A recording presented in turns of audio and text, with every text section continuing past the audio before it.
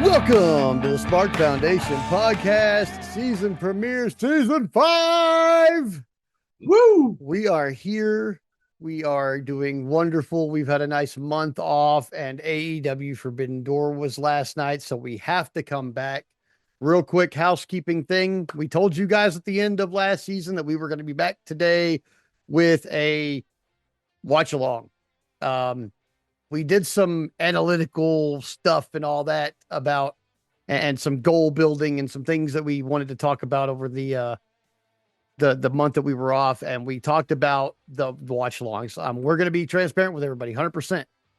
The watch alongs take a huge dive in viewership. If you are a watch along listener, the 5 or 10 of you that are out there, thank you for sticking with us through the watch alongs. We really appreciate you taking the time to download and listen to those. But here's the deal. We want to give the most of you what you want all the time.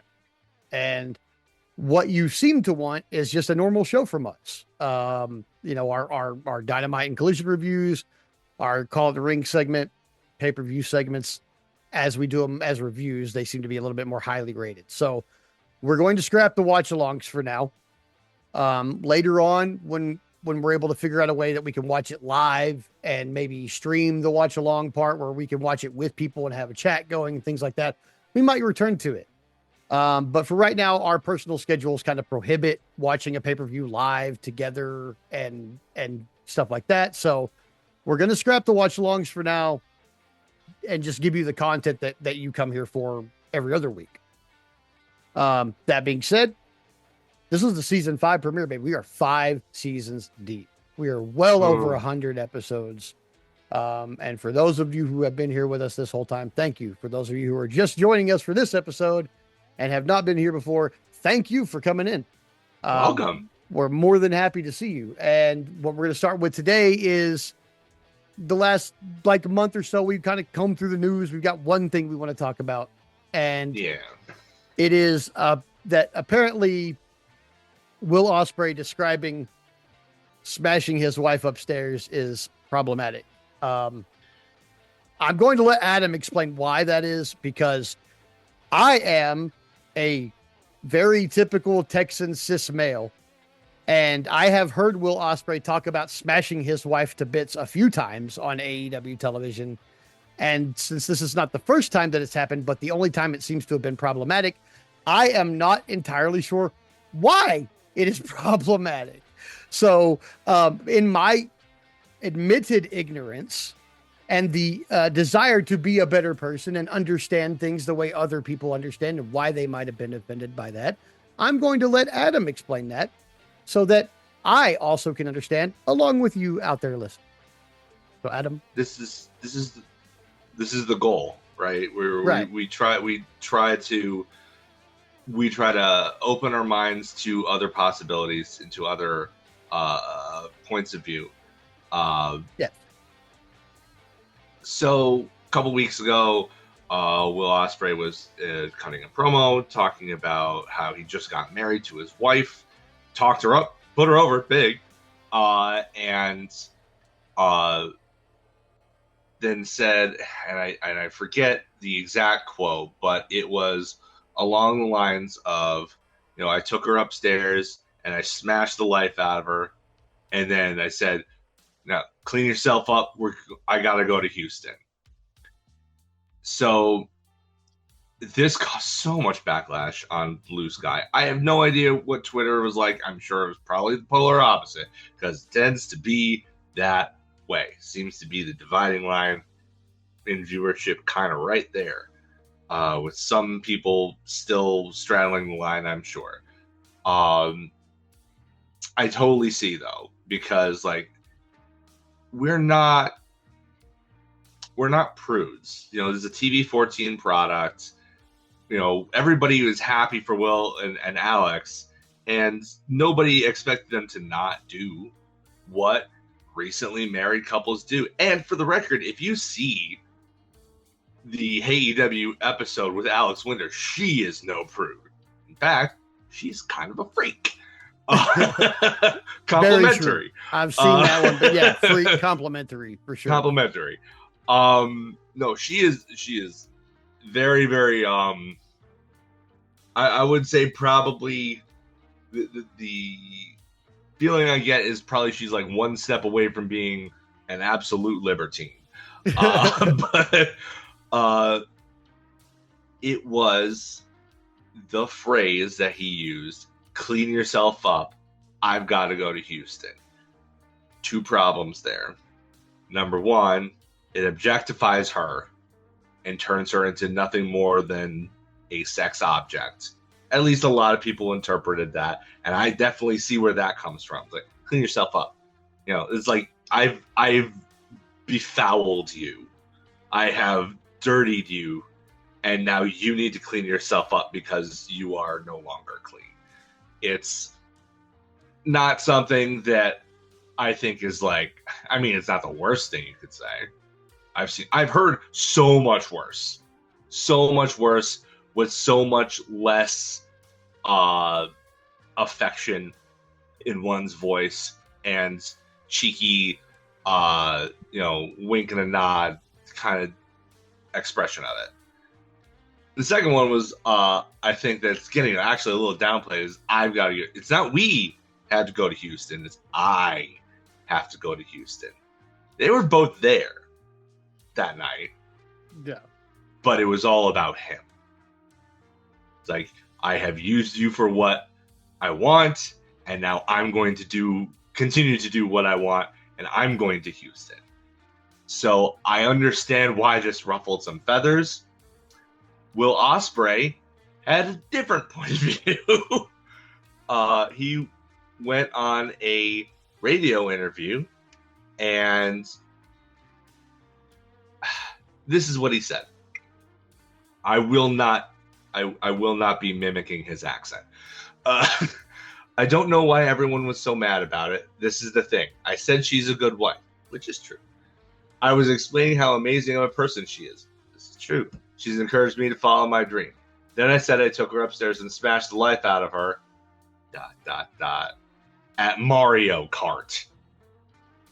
Like, I beat her so bad at Mario Kart, and when I said to her, clean yourself up, love, I'm going to Houston, she was sweating, mate.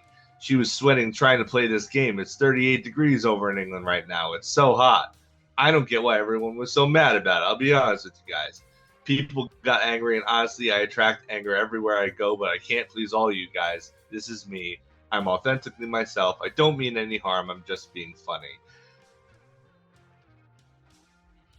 I personally do believe that he believes that he doesn't mean any harm. I believe that.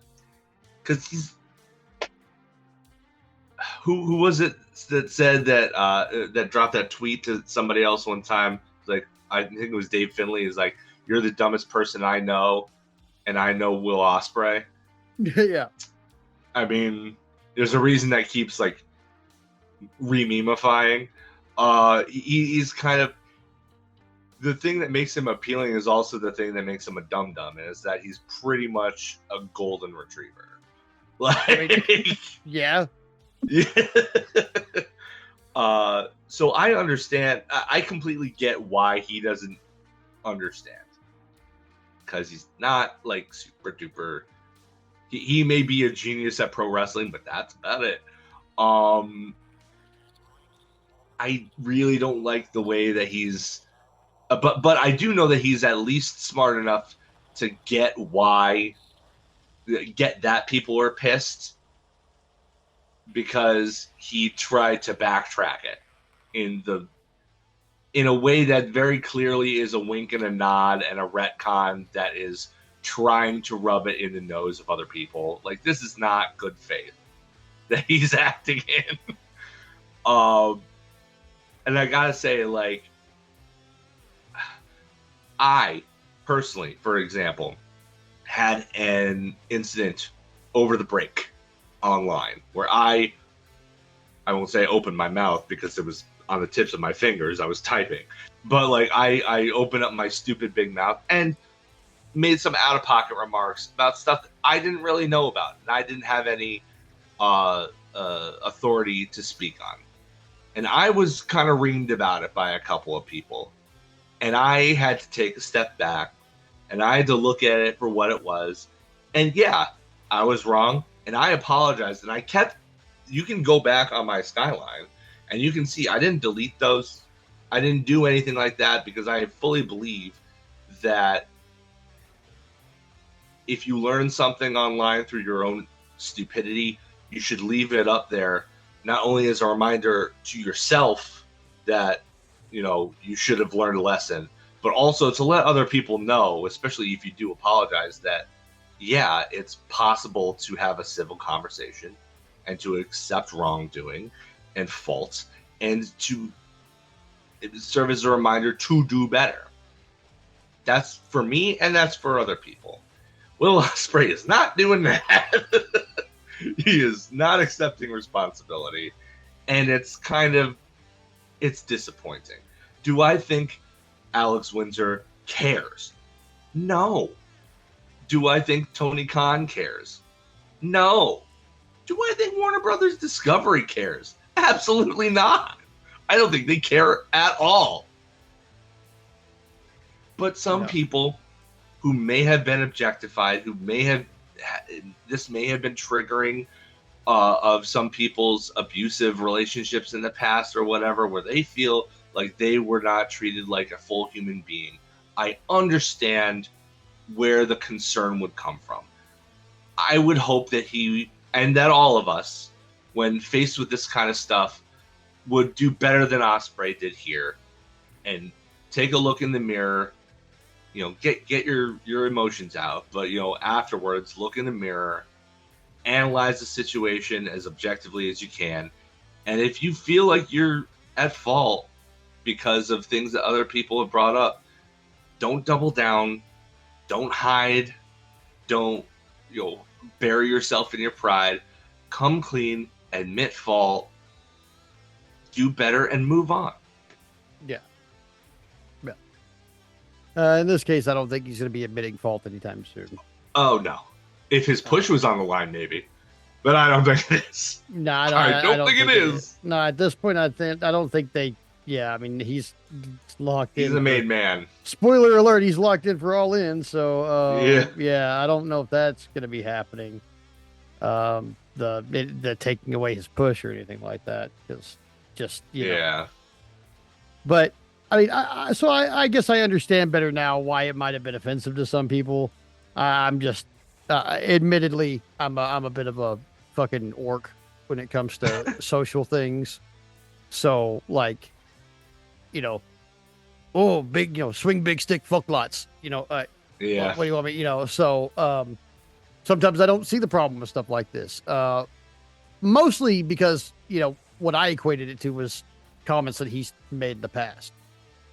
It is consistent with stuff that he's said. Yeah, it's not like not out of pocket for Will Ospreay, despite being like generally out of pocket.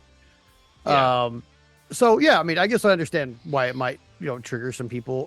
It didn't me personally, but I'm not gonna discount how anybody else feels about it. So yeah, I'm just not.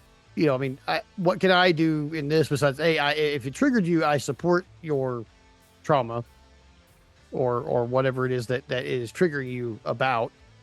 I understand that whatever that is might have been a difficult situation, and that nobody should have to go through situations such as that. However, I also still am just, a pre-internet era old white guy. So I personally am not offended. However, if someone else is offended, you have every right to feel that.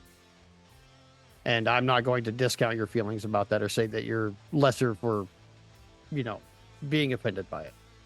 Also, I think it also should be noted, too, that this came directly after the segment, directly after Mercedes Moné and Hazuki had an incredible match. Oh, yeah. Killer. So the juxtaposition there, too, is like, wow, we gave time to this incredible match with these two incredible athletes, once again proving that the women deserve this time and that they're just as talented as the men, in some cases more talented, et cetera, et cetera. And then you hit them with this. Yeah. And it's like, oof, that is a tough mood whiplash to swallow for a lot of people, I think. Yeah. So So I think that's probably playing a bit of a part as well. yeah.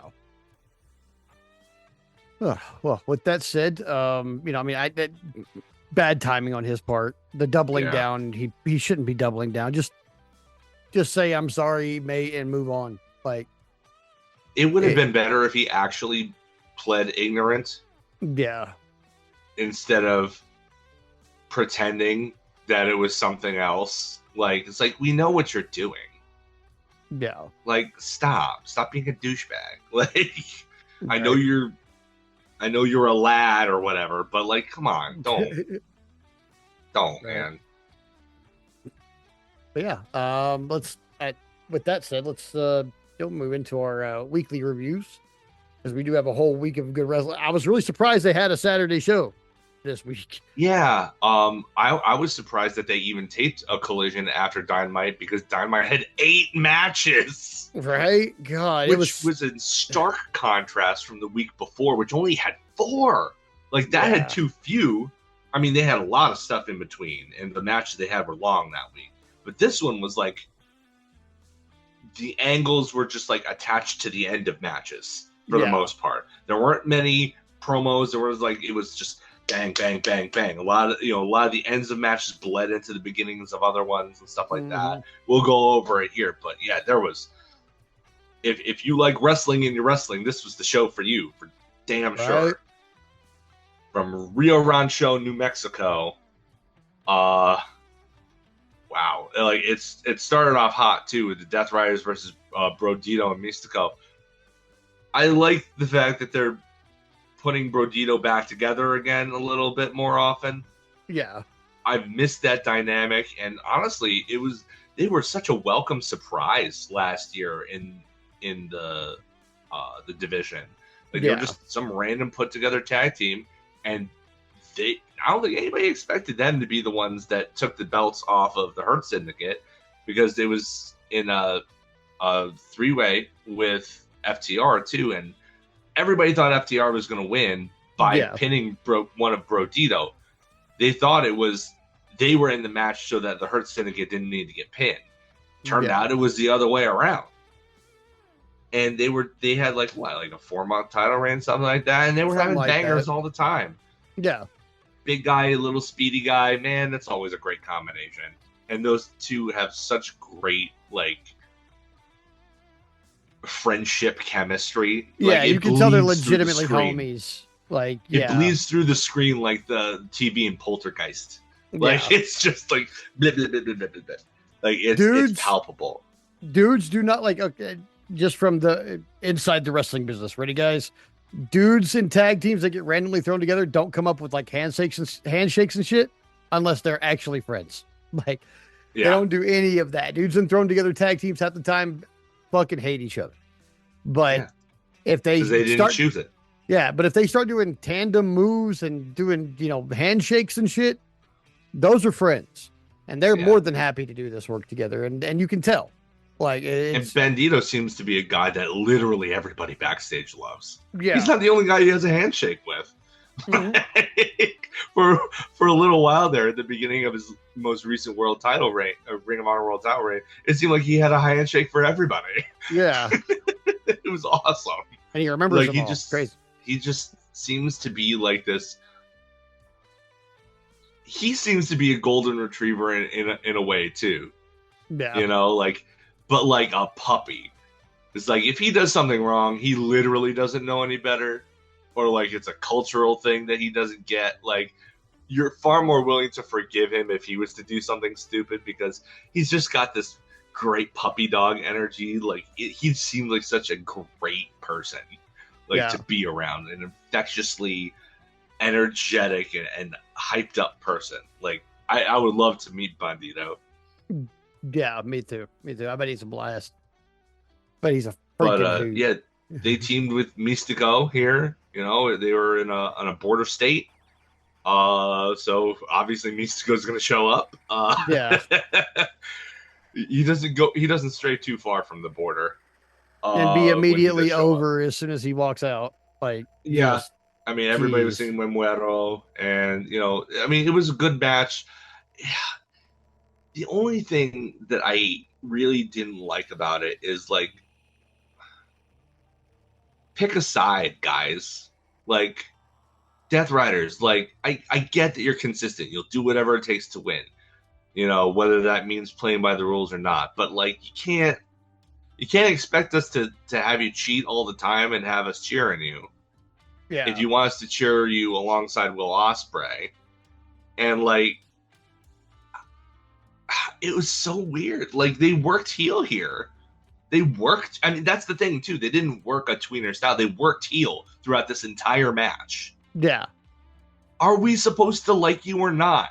Please pick a side. Like I don't. Right. There is absolutely room for tweenerism, but like they don't seem to. They don't seem to even be able to commit to that. Right. It's really weird, man. Like I it's like there's a couple of things in AEW right now that are bothering me a little bit, but the main one right now is this. Is Yeah. what are these fucking guys? Because like are you tearing apart my what am I, like are you tearing apart a beloved trio, or are you, cheering on Will Ospreay from the I side of the mean, the ring only without thing that interfering? seems to be consistent is that nobody likes Wheeler Yuta. Pretty Like, much. Like Daniel Garcia is the FNG, and he's still getting all the Osprey love and all that stuff. And yeah. Wheeler's just sitting over there, despite cutting his hair, still looking like a fucking adopted Shih Tzu. Mm. So I don't know, man. This is something that bothers me is like what are we doing here? Like Yeah. I know I understand the need for tweeners, but like this kind of thing, like these guys are all over as fuck. Like if we had to determine it, Moxley is a tweener but leans babyface mostly because I think he's just such an. I mean, first of all, he's such an institution, and he's the ace of this company. Nobody's more AEW than this guy, and Yeah. people love him for it. And now that he's not in the world title scene, it's fine. Also, though, because he still has that great goodwill coming off the back of that incredible C2. Like, I Yeah. really think that did so much for his popularity. Like, it's just between, being willing to put over Darby and Kyle O'Reilly and then going on that incredible Continental Classic run. Like, I think he's still riding the wave off of that babyface momentum from that.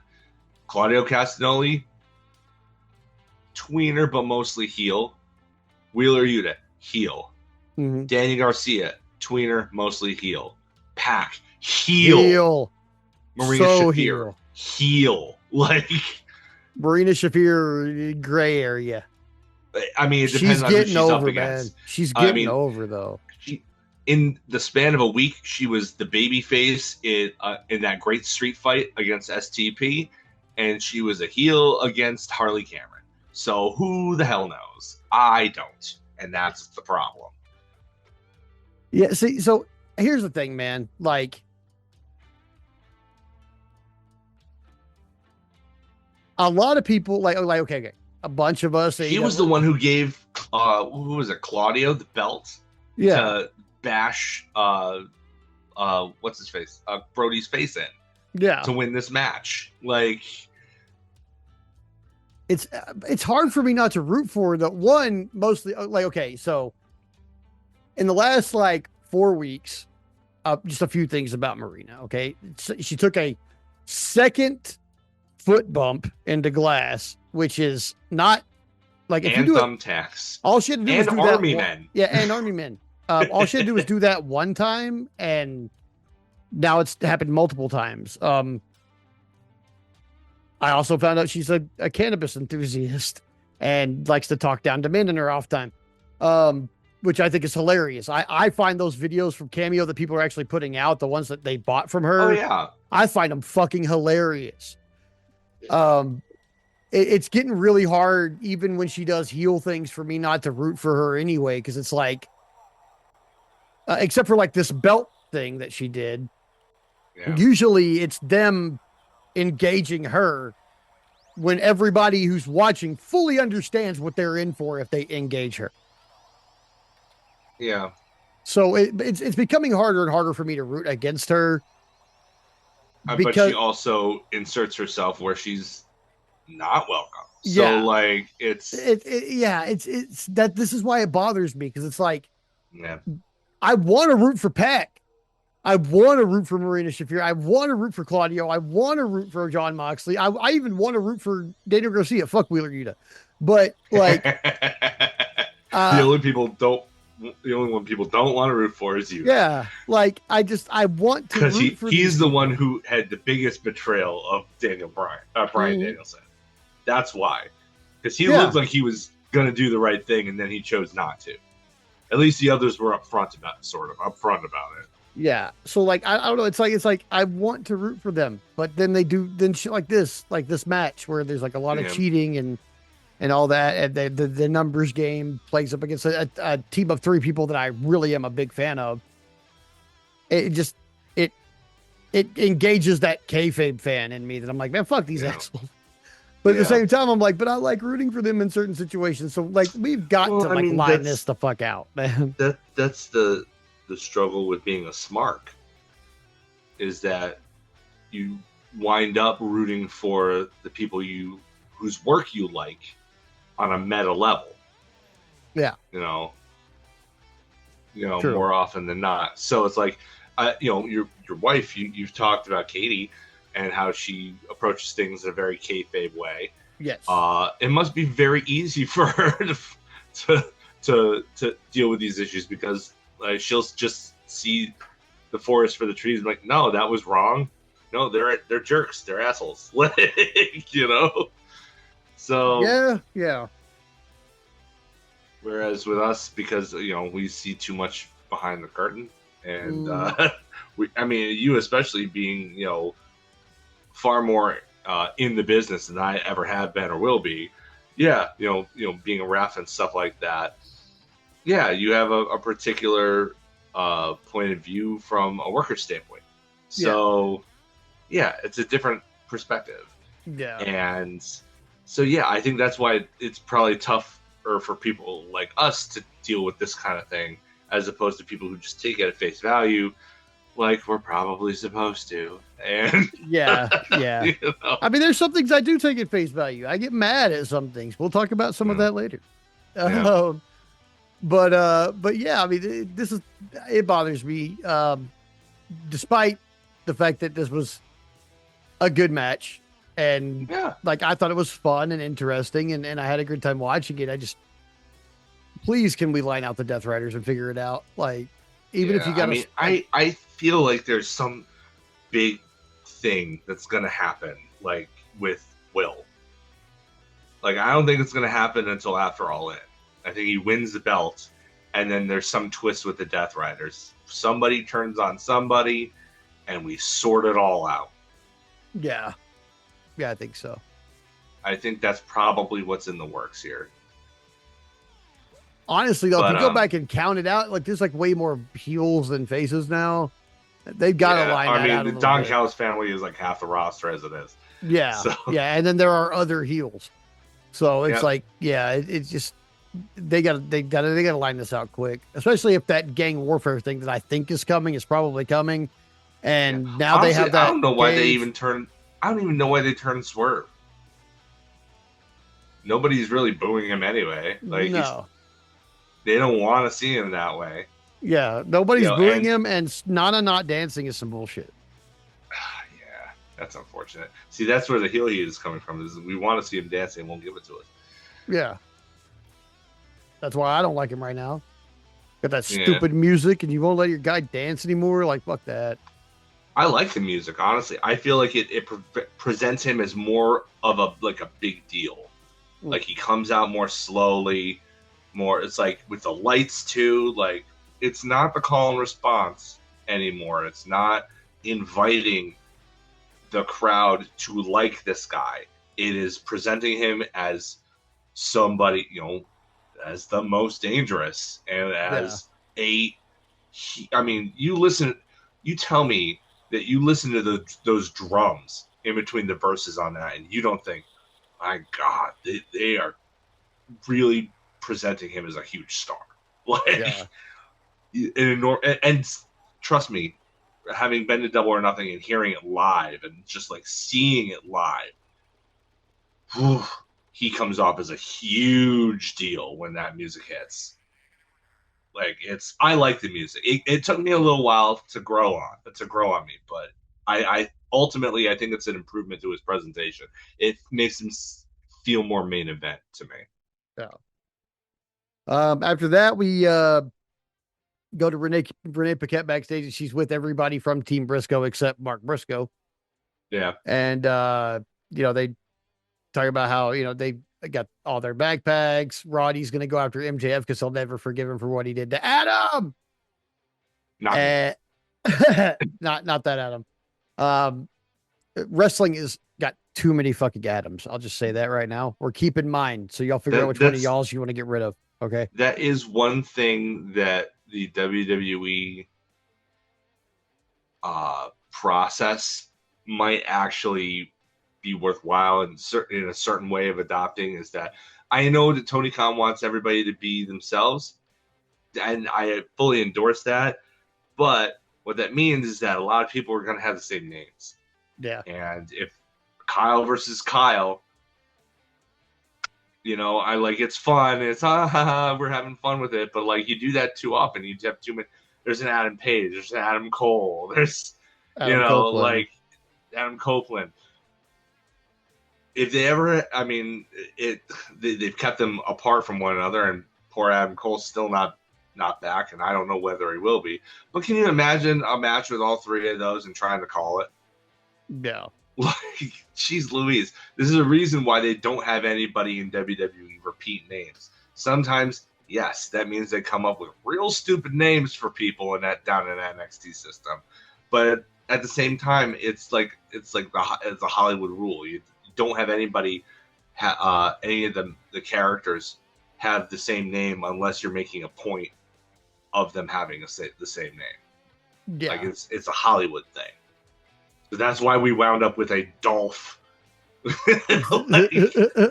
like when we didn't need a Dolph. That guy's name was Nick. Yeah. So, but yeah, so they ask, where Briscoe is, and they're like, Mark's going to he's going to be in the middle of the ring to give you a piece of his mind later. Okay. It took me a second to figure out. I didn't realize this was going to be like after the main, but yeah, I don't think anybody thought it was going to be the main event segment of the show, but then everybody leaves except Orange Cassidy, and Renee's like, "Are you okay?" And he's like, "It's fine." Obviously making a Leo. Yeah, and he's like looking around, where the fuck is Leo at? Yeah. We'll talk about this a little bit more later, but maybe Leo's not a harbinger for anything. Maybe he's going to conglomerate. I think that's probably where they're going with him now. Like, I didn't see that happening, but I don't know if it was the plan or if it was a pivot, but I think that's the direction they're going in. Yeah, I think so now. So, yeah. After that, we've got my most surprising match of this week, where we had Harley Cameron against Marina Shafir for a spot in the survival of the fittest match for the TBS championship. And I was positive that this was a foregone conclusion when this match started. I was like, Marina Shafir is going to win. I thought it was going to be Marina until Harley came out and she was dressed as Supergirl. I'm like, oh no, she's got to win. She's got to win. That's she's fair. pimping the Warner Brothers project.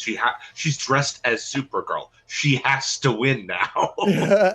I mean, I guess that probably would have been a good indicator. The match was good. The match was really good. Harley took like 95% of the offense from Marina in this match. I don't think she got more than 5 licks in anywhere. Yeah. One with a surprise roll, a really good surprise roll up with a leg hook and everything. Yeah. But it was one of those things where she survived Marina. Yeah. She barely got any offense in on Marina whatsoever. I think this was designed specifically to get Harley in there and give her a win against somebody who it would have been surprising that she beats while still not burying Marina, because since her whole deal is that she's basically all but billed as the most dangerous woman in AEW. Yeah. So like, if she's gonna be the woman that hardly anybody can beat, then Harley's got to win by a fluke. So yeah, not very Supergirl, but you know, I see the vision there. Yeah, but yeah, I mean, I thought the match was good. Harley is obviously still improving. Yeah. I Marina also improving. Like this was kind of a testy thing for me because like both of them when they first showed up at AEW needed work. Yeah. And now the two of them are in a match worked together. So hard. Yeah. Both of them have worked so hard and improved so much. Yeah, and now they're in a match together with no ring general. There's no third person, none of that. Like it was just them two in a match, and they had a good match. And that speaks volumes about the work on the individual level for both of them, I think. Yeah. So, because in wrestling, it's to be trusted, for two green people to be trusted in a match together, that's a big deal. And yeah, this was a good sign of their progress. Yeah. After that was what? Will Ospreay versus ELP? Yeah. Yeah. El Fantasmo. You can tell it's Forbidden Door season because El Fantasmo is here. Yeah. Wearing incredible Owen Hart inspired gear for the Yeah, I saw that. I was like, Adam's little love that, all that pink. Fantastic. And this was a great little match. It was. I mean, it was. It's hard for Will Ospreay to have any kind of bad match, really, but like, yeah, ELP definitely looked like a worthy rival in this match. They both definitely did. What was the one thing? Like there were lots of just what was it? It was the Styles Clash and the Hidden Blade for the win, but that was after ELP countered a previous Styles Clash because he's just that familiar with Ospreay at this point. You know, they really played up their history. I think they said that they've had like 9 matches and Ospreay had won 5 of them. ELP had 3, and I think one went the time limit or something, or was it or no contest or something like that. Something like that. So it was like Ospreay was up, but like it was definitely a pick'em in terms of history. Yeah. But yeah, it was cool. It was really weird. Like it wouldn't. At the end of the day, at the end of Forbidden Door, it would not be this part wouldn't be a problem because they went all out on the main event. We'll get to that, but like I was really kind of frustrated with Ospreay in the ring leading up to that match because like okay, he introduced the flying armbar and then he never used it again, and it's like he introduced it and then the next week was Mark Davis and he had that incredible match with Davis. But he didn't use it there. I think he tried for it once, and then Davis already knew a counter for it, even though it's like a brand new move in Ospreay's arsenal, and nobody should really be looking for it. But like, especially since he doesn't even use it. And then the only time he used it in the main event here was on the outside to get a visual tap on Swerve without getting him to actually give up the match. Yeah. Like, if you're going to add that, could you get a few wins with it, maybe? Like, I don't know if you're getting something over as a finish if you never use it as a finish. Yeah. I mean, the actual finish of this match, though, that man, it looked like he was sending out a concussion with that hidden blade, man. Holy crap. It's such like a simple thing mechanically, but it always looks like he's just doling out concussions like he was Oprah. Like, you get a concussion and you get a concussion and you get a concussion. Like, everybody gets a concussion. Yeah. But yeah, after that Ospreay's leaving. He's checking out the Owen trophy and all that good stuff. And Swerve makes his entrance before Ospreay can leave. Yep. Time management was big on this episode. There were several instances of this kind of thing. Yeah. And they just kind of share a look, and then Osprey kind of backs off and kind of just he keeps eye contact with Swerve the whole time, but he just kind of goes through the crowd, and then goes to the back, and then Swerve has a match with Garcia that if I was booking, I would have not booked it to be as competitive. No, I as wouldn't much either. as much as I like Garcia, and it's well established on the show that I'm a big Danny Garcia fan. But as much as that is true, this match I would have had Swerve beat him in like 5 minutes. Yeah. To put over that he's the most dangerous man, and not even your little paramilitary buddies are going to be able to stand in my way of rolling through you. Yeah. That said, they went with a more even match, which ultimately makes Garcia look better, and the finish was really, really interesting. So Swerve wins with the Vertebreaker, putting that over because the previous week, Osprey even admitted that it's like, all the neck bridges and everything. I don't know if I can stand up to that Vertebreaker. Like, yeah. I have to avoid that. He made a point of saying I have to avoid that. Mm-hmm. The match wraps up. Oh wait, no, actually, Swerve hits the hidden blade for the finish. The Vertebreaker is after the match, after Will Ospreay comes in to grab Garcia away from Swerve, and they have like a little like tete-a-tete. But Prince Nana trips up Ospreay before he can hit Swerve with a hidden blade. Walks right into a house call. He lifts Ospreay up, looking to give him the Vertebreaker, but Garcia is the one who steps in, gets Ospreay out of the way, and takes the bullet for him and takes that Vertebreaker for him. Yeah. Which I thought was really interesting. Also in this match, Garcia hits a Styles Clash on Swerve. I saw that. I was like, that's pretty fucking awesome. It's like, I think that's cool that, like, not only is Swerve learning from them, but he's kind of rubbing off on them too in certain ways. Yeah. It's like he's the character, our opening segment notwithstanding, is generally a likable guy.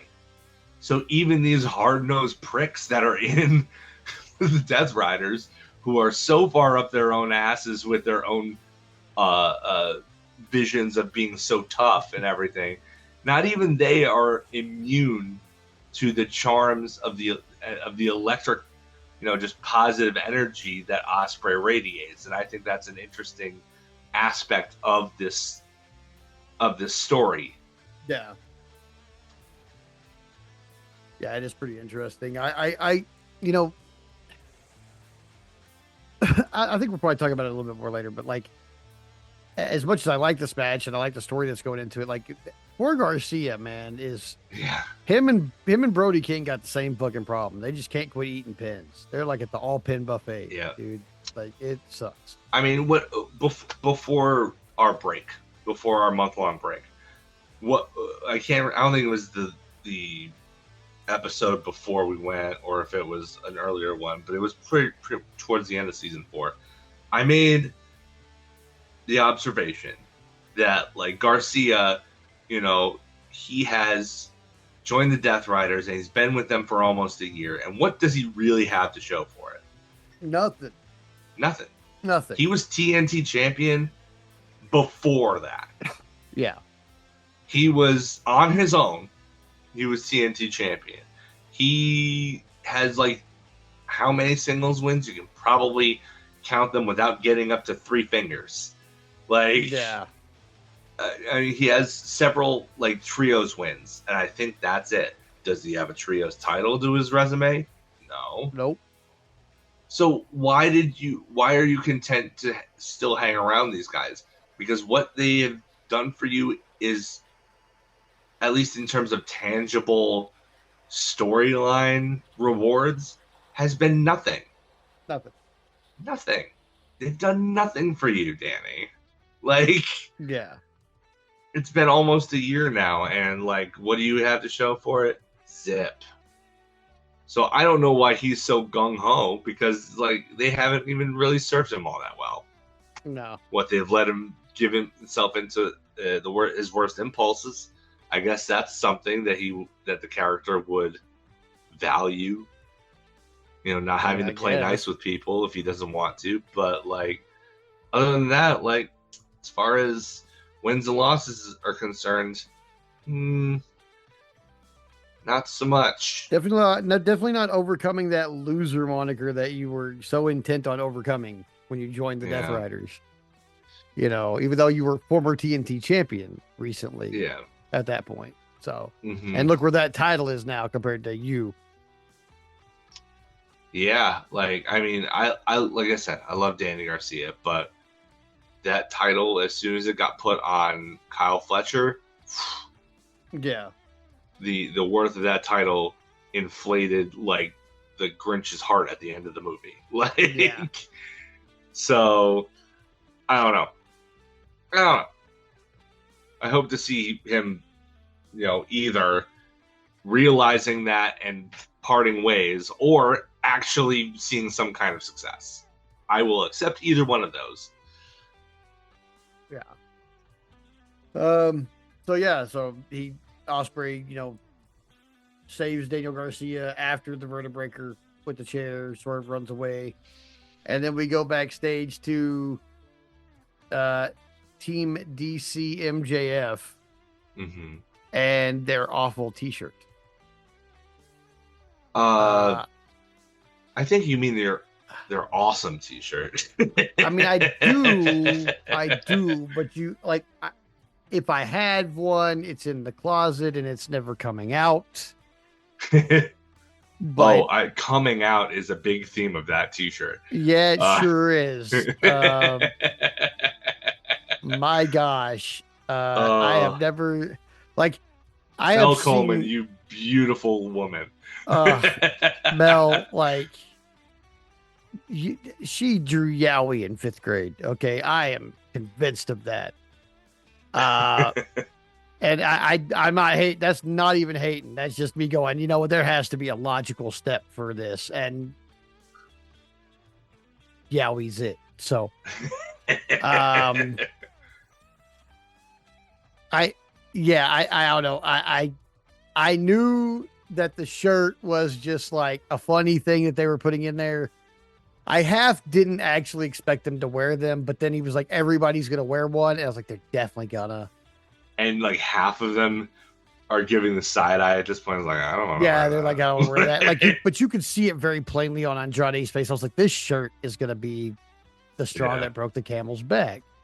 Yeah. And spoiler alert, it absolutely is the straw that broke the camel's back with Andrade. Like, he is, like, from this moment here, we are operating, just so everybody knows, this is the moment right here. Yeah. Where Andrade was like, fuck these motherfuckers. And we'll talk about that more later, but this is absolutely that moment. Now, also, I've noticed that over the last couple of promos, this one included, they kind of are treating Trent and Rocky like Corey and Trevor from the Trailer Park Boys. And I'm wondering if they're going to be the next exits, because like we deserve more respect than that. And they do. Yeah. You know, especially Rocky, like Rocky could walk up to DC and be like, I'm more important to the wrestling business than you are. Furthermore, and everybody knows that's true. Honestly, the Don Callis family would be better served at trimming their numbers down, so that when you hear the Don Callis family, you have a sizable number of people to memorize that are in there, but not one where you're missing half the members when you try to recollect them. Right. Like when they say the Don Callis family is here, you're like, oh, okay, those 6 guys. Like every week. But there's like 8 more. But yeah, there's, I mean, like a quarter of them can't even get across the border right now. I'm about to say, I bet I could not name all of them right now. I'm sure I would miss one or two. Yeah, you know what? I'm going to bring up the Wikipedia page. Okay, yeah, get out the Don Cal Stanley and let's see if I can name how many I can get. Because I don't think I can get them all. Okay, so including Don Callis himself, it lists 15 people. One of them is injured, or two of them are injured. Okay, so one of those is Wardlow. Yes. Okay. One of them is strictly CMLL talent. Oh. And then 3 can't get into the country right now because of visa issues. Oh. Well, that's that. So, Don Callis, then. Yeah. So let's start with Don Callis. There's your gimme. Don Callis. Okay. So and you already said Wardlow. Wardlow. And Jake Doyle. Yes. Kyle Fletcher. Yep. Rocky and Trent. Yep. Andrade. No, Andrade is no longer listed. No longer. Okay, so no Andrade. Okada. Yes. El Clone. Yes. I'll give you the CMLL one. It's Volador Jr. Okay, so I wouldn't have guessed that at all. That's why I gave it to you. Okay. I don't even know who that the is. other injured guy is definitely somebody whose name I know. Yes. I'm just trying to think of who else is injured that's not been around. Oh my God.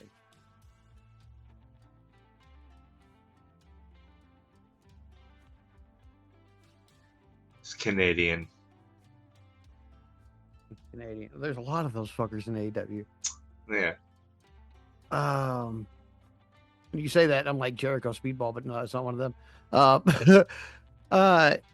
He debuted as the wild card of last year's Owen. The wild card of last year's Owen. Who was that? Against Hanger. Oh, Josh, Walking Weapon. Yes, Josh Alexander. Josh Alexander. So I was tapping my headphones. Oh, okay. But yeah, dude, I don't know why I would have forgotten that because I love his promos. He's been injured for so long. His promos were the best. Like they should have kept him on TV doing those promos. Yeah. Well, I think he's got several nagging injuries. That brings me to those promos because Lance Archer is in those promos. Mm-hmm. So that's another one. So okay, so I've got Archer, Fletcher, Okada. Yep. Andrade, Kevin Knight. Well, not Andrade anymore. Well, not Andrade, but Kevin Knight. Kevin Knight, you got Wardlow. Yep. You guessed Don Callis, Kyle Fletcher, Trent Beretta, Lance Archer, Josh Alexander, Rocky Romero, Kazuchika Okada, Wardlow, El Clone, Jake Doyle, and Kevin Knight. That's 11. I gave you Volador Jr. That's 12. So there's 3 more. It's 3 more. And they're all people who can't get across the border. Yeah? 2 of them are. 2 of them are?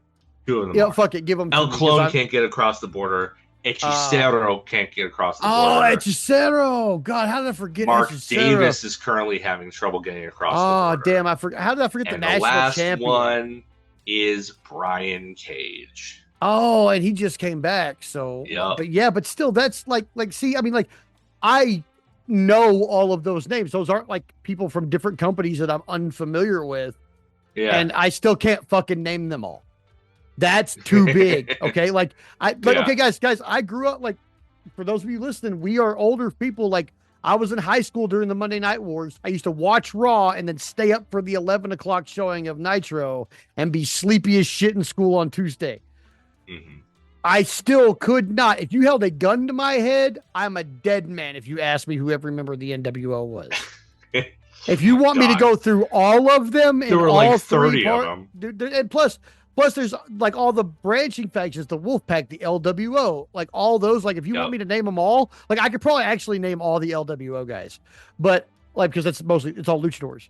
Yeah. But like, if you wanted me to name them all from all of the factions across the whole, like, or even just the original black and white, I'm not getting all of the original black and white Yeah. except the 3 original.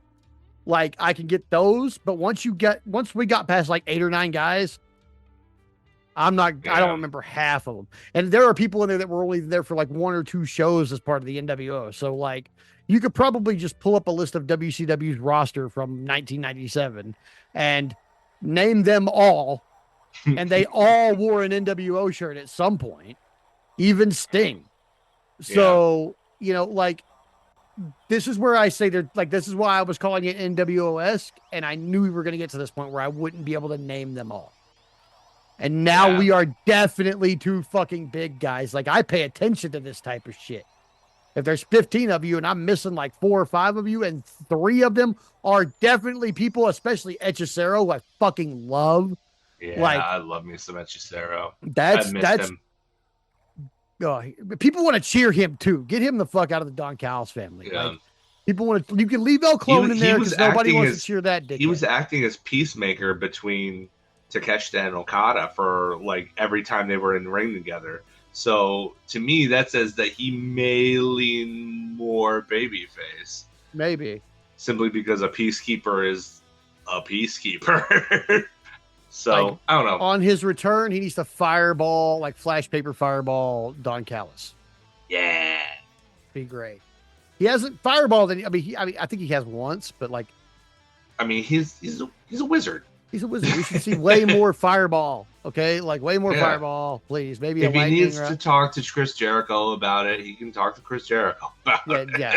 Yeah.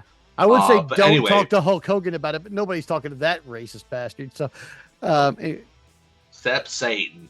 Yeah. Anyway, we tangentialized way off. Okay. So DCMJF, blah, too many of them. After that, we've got. Okay. I knew this was a foregone conclusion. Okay. Zack Sabre Jr. versus Jungle Boy. However, I'm going to say this now before we get to the pay-per-view because I have a lot of good things to say about the match at the pay-per-view. Okay. But I'm going to say this.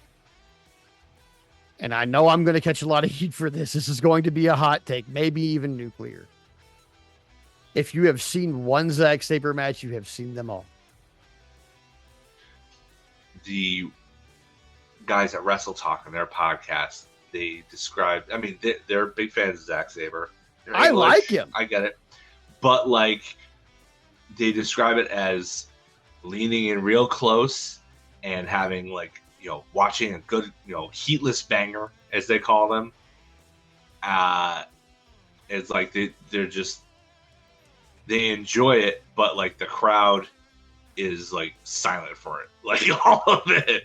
Not because because they have to pay attention. Mostly, he's not your average wrestler bumping around, being theatrical. He presents himself as an athlete. Really, is a combat athlete.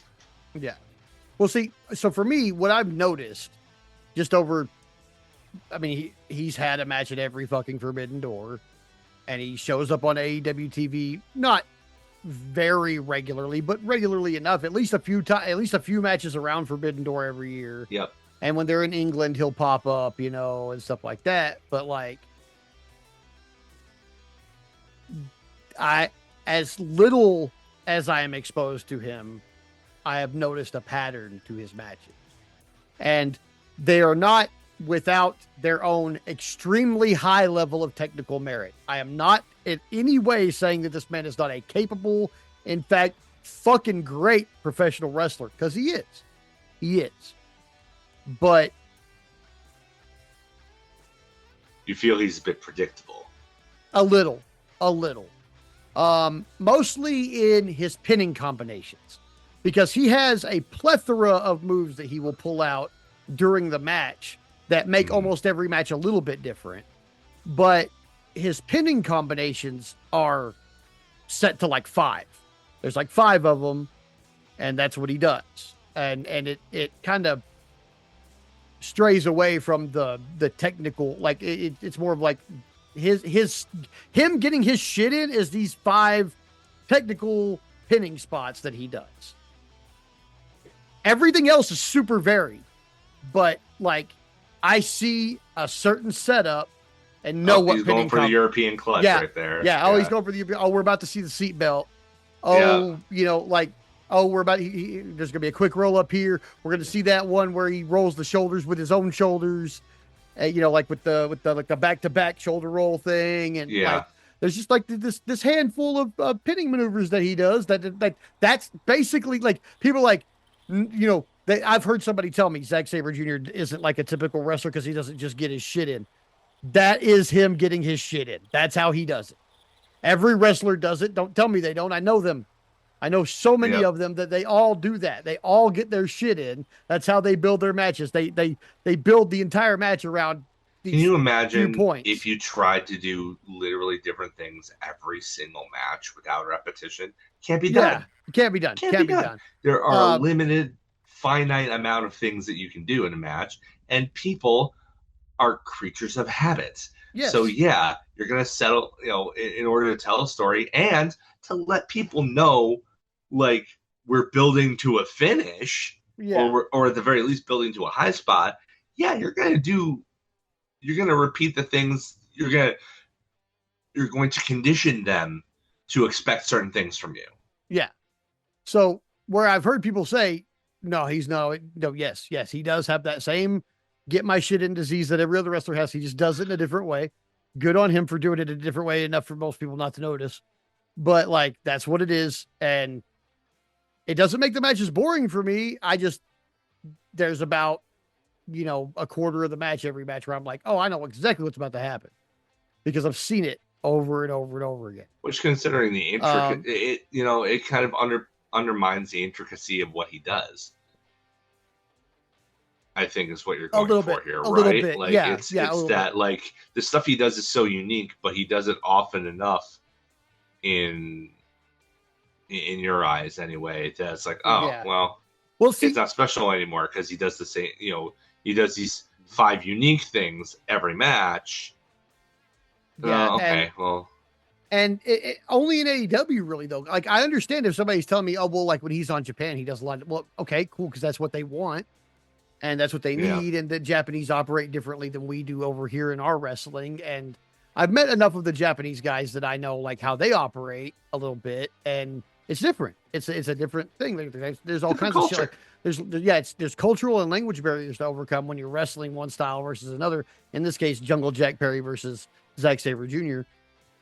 And I mean, I enjoy Zack Sabre Jr.'s work, and I like his character and shit. And I think that the Mighty Don't Kneel is a fucking rad faction name.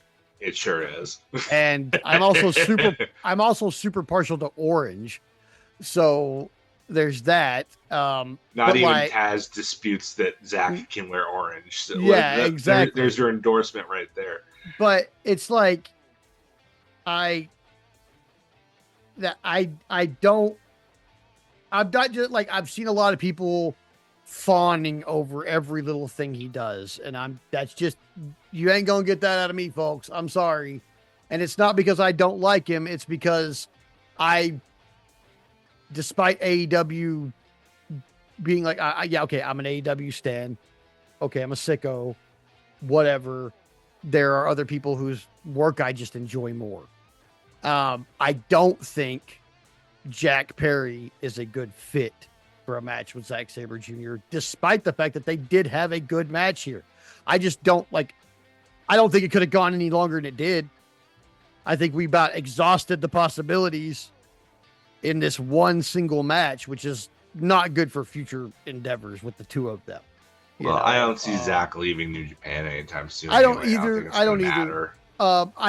Maybe that's why. Maybe that's why they pulled out everything against each other that they had for each other. Because like Jack Perry did pretty much everything he could do that lives within the realm of what Zack Sabre Jr. does. Because styles make fights. They do completely different shit. These two guys could not be more different as far as like what they do in the ring. I mean, Perry is he's no Zack, he's no Kurt Angle, but he can go a little bit on the mat. Yeah. Like he has a little bit of amateur wrestling there, like, and he's got a little bit of submission. Like, I mean, his signature submission is something that nobody else does. Yeah. Nobody else does something like this. Well, they do a couple similar things, but nobody does a cross-legged STF like he does. No.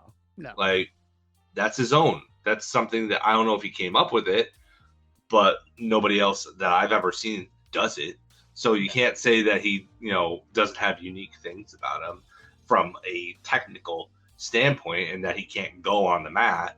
Yeah. But it's about 90% of his offense is of the high flying underdog daredevil style. Yeah. And it suits him. It does. It absolutely suits him. Zach is a much different kind of wrestler. He's different. That's the thing. It's like Jack Perry is an underdog wrestler, a small guy, quick, fast, high flyer. Zack Sabre Jr. is not the type of big guy that you would normally match up against, or even type of small guy that you would normally like. Because I mean, let's be real here. Like Brian Cage may be the most stacked, muscly human being that we've ever seen, but he's like 5'1". So, I mean, Zach. What I'm saying though is Zack Sabre Jr. is not the typical guy that you would put in a typical booking situation with a guy like Jack Perry. And right. I feel like though they had a good match because you could tell they worked at figuring out how to jibe with each other a little bit, but you could still tell in certain parts of the match that they weren't that there were some parts they weren't exactly sure about.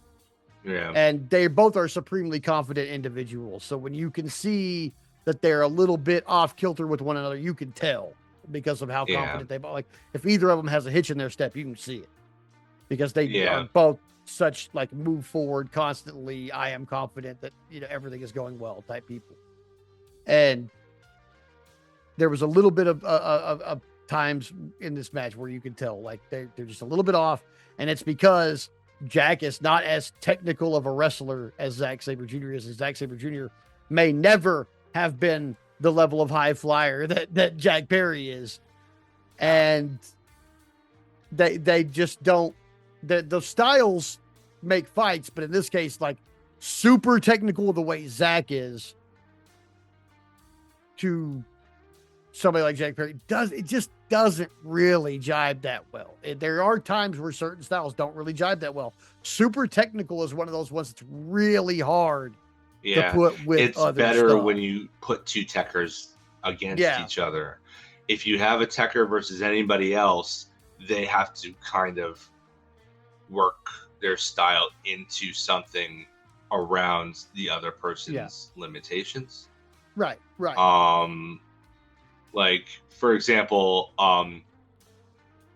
Kurt Angle, despite being, an athletic freak or whatever, couldn't always, rely on, going on the mat with somebody like Kane, like, exactly. He had to work it in otherwise. He had to chop him down and do a little bit more, I guess, traditional working over of somebody in those kind of circumstances. And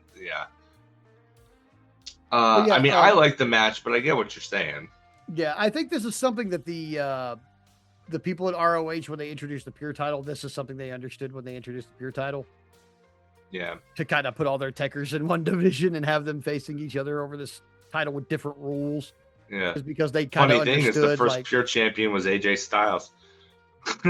I mean, back then he was one of the more technical guys. Tekker has really evolved from that time. But they understood back then that the people with the most technical wrestling knowledge were harder to pin down on from a booking standpoint. Yeah. And so it would be easier to just create them a whole fucking division. Yeah. And it worked. It still works. It's still there.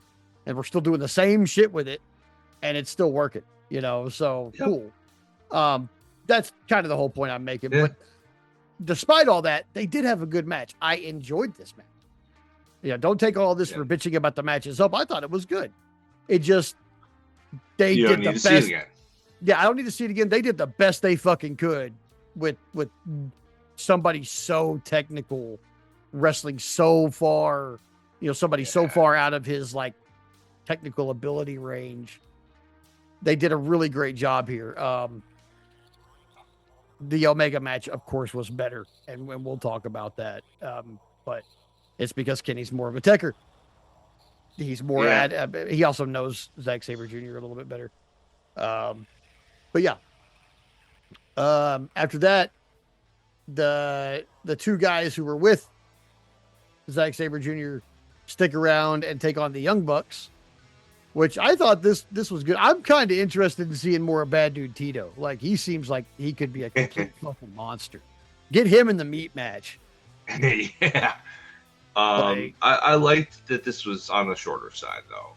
It was kind of a palate cleanser to have something that was a little bit shorter and more frenetic than some of these longer matches that we had been having up to that point. A little bit of variety goes a long way, you know. Yeah. I mean, I don't think anybody expected anybody but the Young Bucks to win here. This was just to pad their resume, get TMDK on the card. You know, it's Forbidden Door season, and hype up the triple threat match that they were going to have with El Sky Team and Unbound Company. So, yeah. I mean, it was good. You know, it was kind of a short Young Bucks sprint match. I'll always take one of those. Yeah. After that, we get our. Then, though, my match of the night here came up next. Queen Aminata versus Red Velvet. Good Lord. I had a lot of fun watching this match, man. I did. Red Velvet continually surprises me because I always, and I'm sorry, but I always underestimate her because I like when they put it like they got her against. And you don't see her all that often. Yeah, she's only on ROH lately. And like, but they got her against Queen Aminata, and I'm like, they're not going to hand Aminata an L after that whole like comeback killer thing with Willow. So I kind of figured that Aminata was going to win here, but at the same time, I didn't expect what I got, which was a really competitive, fucking fun match. It was real fun. Like I had a lot of fun the only knock I have against Red Velvet, who I like a lot, but it seems like maybe she wants to get her stuff in, and she's just so naturally like little and tiny and energetic and faster than everybody that it seems like her timing is off. Like her opponents aren't ready for the stuff that comes at them with her. No. At times. Like they are not ready by the time she's delivering the offense, you know, because she doesn't know how to slow down and pare back a little bit. Yeah.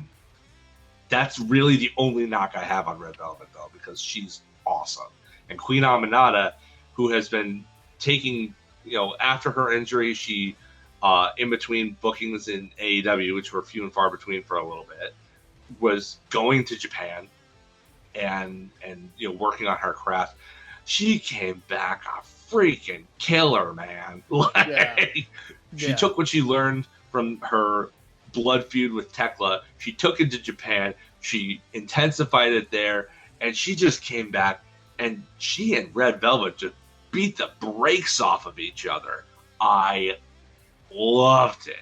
It was awesome. Yeah. And as much as I'm a fan of nearly everybody who's in this Survival of the Fittest match now, in one way or another, I think I'm on the Aminata train for winner. Like I want to see her. Like if she's not going to go after Tekla and continue their blood feud, give her the TBS belt and take off some heads. Yeah, I would like to see that. Yeah, I would. But yeah, I thought it was a great match. It was fun. It was a lot of fun. It definitely had me perked up pretty. And like they're perfect opponents for each other too. Yeah, because you've got the tall, statuesque striker. You got the scrappy little, you know, and Red Velvet. She's a little bit more aerial. She's a little bit more technical. But she can still, you know, hit with the best of them because her dad was a boxer. So like she has some technique behind her too. Like it was stout, like you said, styles make fights, and these two mesh really, really well together. Yeah. Loved this. After that, we got Renee Paquette backstage. She's with the Young Bucks, and she's talking about their three-way tag match against Sky Team and Unbound Co. at Forbidden Door. They're talking about that a little bit, but the real thing here is the dogs suddenly kind of get thrown into frame, followed by Cope and Cage, who are the ones who threw them, and they're just beating the shit out of them all the way into the next room. The cameras kind of leave the Young Bucks and Renee and go follow them instead. But the dogs get the upper hand and end up like choking Cope and Cage out with cords, and then somehow they get a hold of the 1999 weird Christian glasses. I love that. I loved it, but I have no reason why those glasses were just hanging out there. Yeah, right. Like, if he had pulled it from his back pocket, okay, he had them. I get it, but they were just like hanging there. Yeah. On a piece of scenery, and like for him to just grab, and like, did you plan that? Did you, in kayfabe, did you plan this whole thing to end right here? Right? Like, did you plan to get your ass whooped all the way into this room and then like, somehow get the upper hand? It was so funny to see David Finlay wear the things and to just, be a goofball with them, and I wouldn't take that back for the world. Yeah. But like, there's no reason they should have been there. Right. Not at all. Not at all. Things just appear in kayfabe land, and that's what we're gonna go with. It's true. After that, we've got an international championship match with Takeshita and Ricochet, and I thought the match was good. This is really. I loved how Rico just really put Takeshita on the back foot for the most of the match, kind of reminding you why Ricochet is in the position that he's in. Like, this dude, this is the most he's been like Ricochet the entire time he's been a heel, doing all the flippy stuff, doing all the stuff that he became renowned for on the internet or on the indie scene 10 years ago. Like, this was the first time since he turned heel where he kind of was Ricochet again, and it still wasn't enough to beat Cinnabon, but like, it made for a match that I didn't realize that I preferred Rico jumping him before the match and just hitting a whole bunch of big moves to set the pace of it until it happened. I'm like, yes, this is the perfect way to do this. This is a perfect way to sell that this is how you need to approach Takeshita, because he's that dangerous. He's that big and strong, but also athletic and gritty. Like, this is how you put him over, is to show the need to jump him beforehand and hit a whole bunch of big stuff.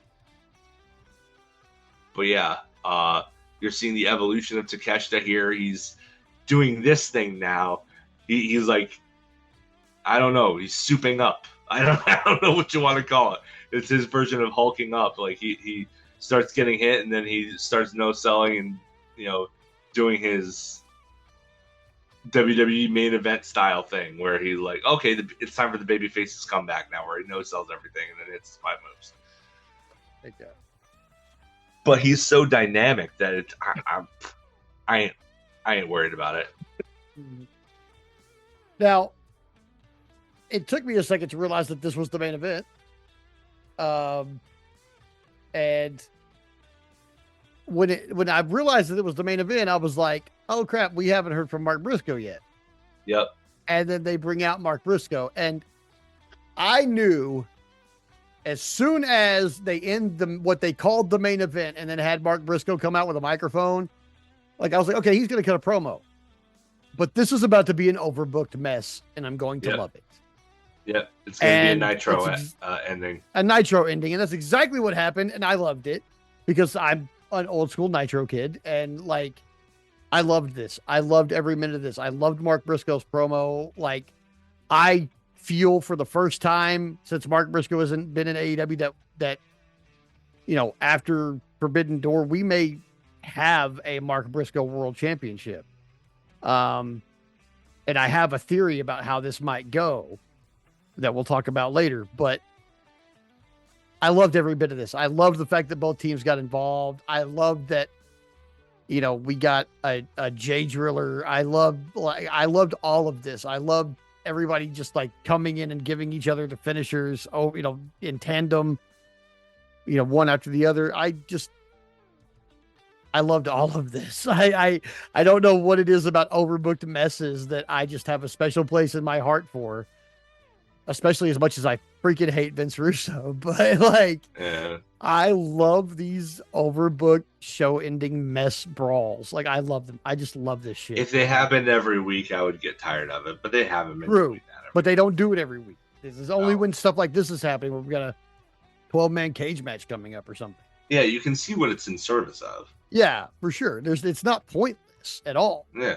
And I loved it. I loved that, like, we, you know, got the faces standing tall a little bit. Cause like that doesn't, like, with as many heels there is in the company right now, getting the faces to stand tall at any point is almost a rough ask. Yeah. So that, I mean, I just loved all of this, man. I really did. I love the way they close this out. Yeah, I thought. I mean, it was like you said, it was a little, little overly, but yeah, it got the point across.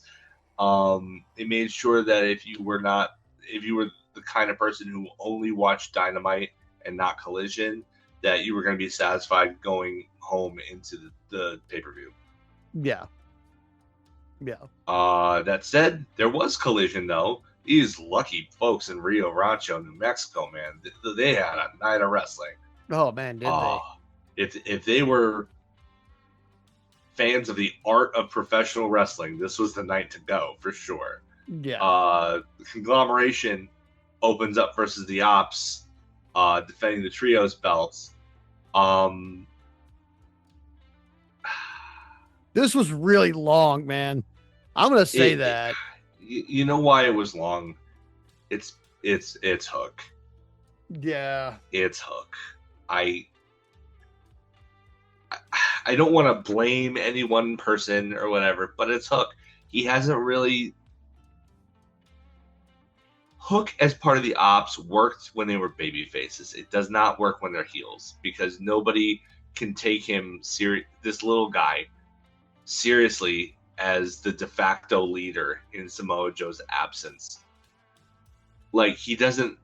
It's when he's a babyface and he's suplexing Big Bill, it's impressive. When he's a heel playing chicken with the baby faces, it doesn't work. He hasn't improved enough in the ring to justify the position that he's in as a heel. You know what I mean? Yeah. So, like, I think they're playing off of that a little bit by the fact that, it's immediately causing tension with him and Bowens. Yeah. But, like, the question is, like, why would Samoa Joe hand the reins over to Hook when Shibata's right there? Yeah. Nobody in that, nobody has in that group has more wrestling experience besides Joe than Shibata. Why is he handing the reins to Hook? Yeah, I don't it doesn't. That. It's not. I don't buy it. It's like Hook is trying to have this like old school gangster character, and it's just not working. Yeah, nobody can take him seriously. Enough. Yeah, yeah. He's not good enough on the mic. He's not threatening enough. Nobody can take. If you know what he needs to do is he needs to change his hair. Like, that works for a baby face in an ironic way. It doesn't work for somebody who's trying to be taken seriously as a heel, as a heel leader. It just does.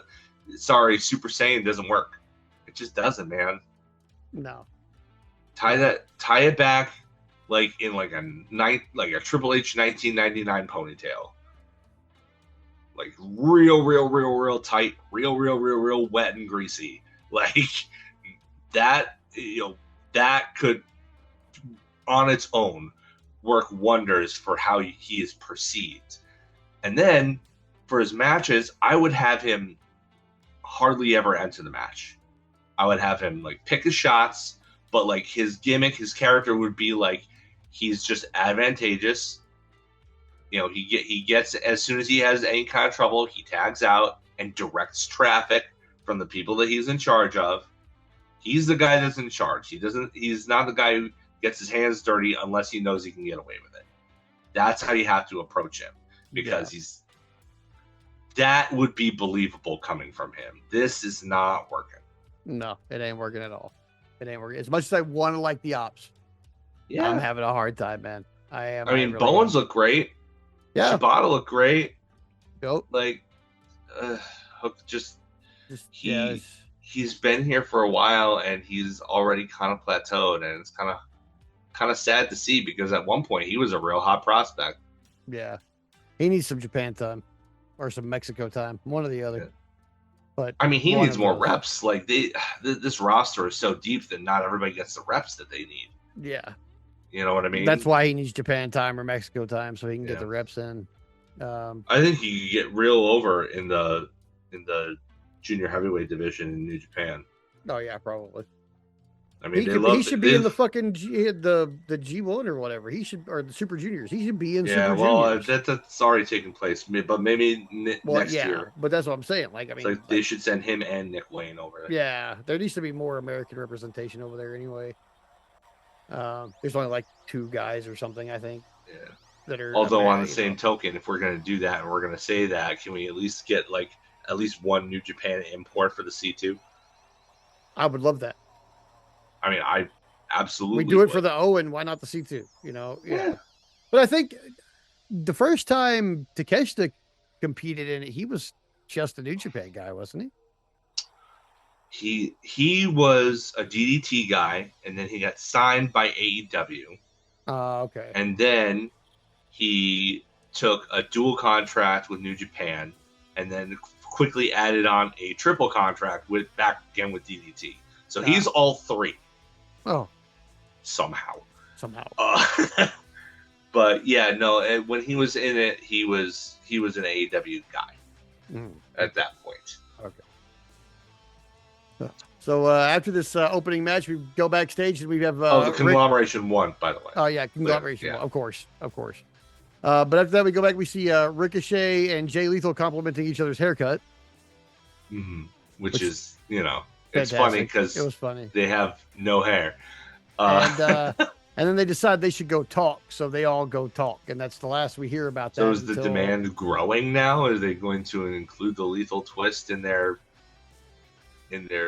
not Don Callis themed family? Golly, man, do we need any more heel factions? There's only one babyface group, and it's the Conglomeration, and they're not at full strength right now. Well, there's 2, but we'll talk about that later. There is a second babyface group.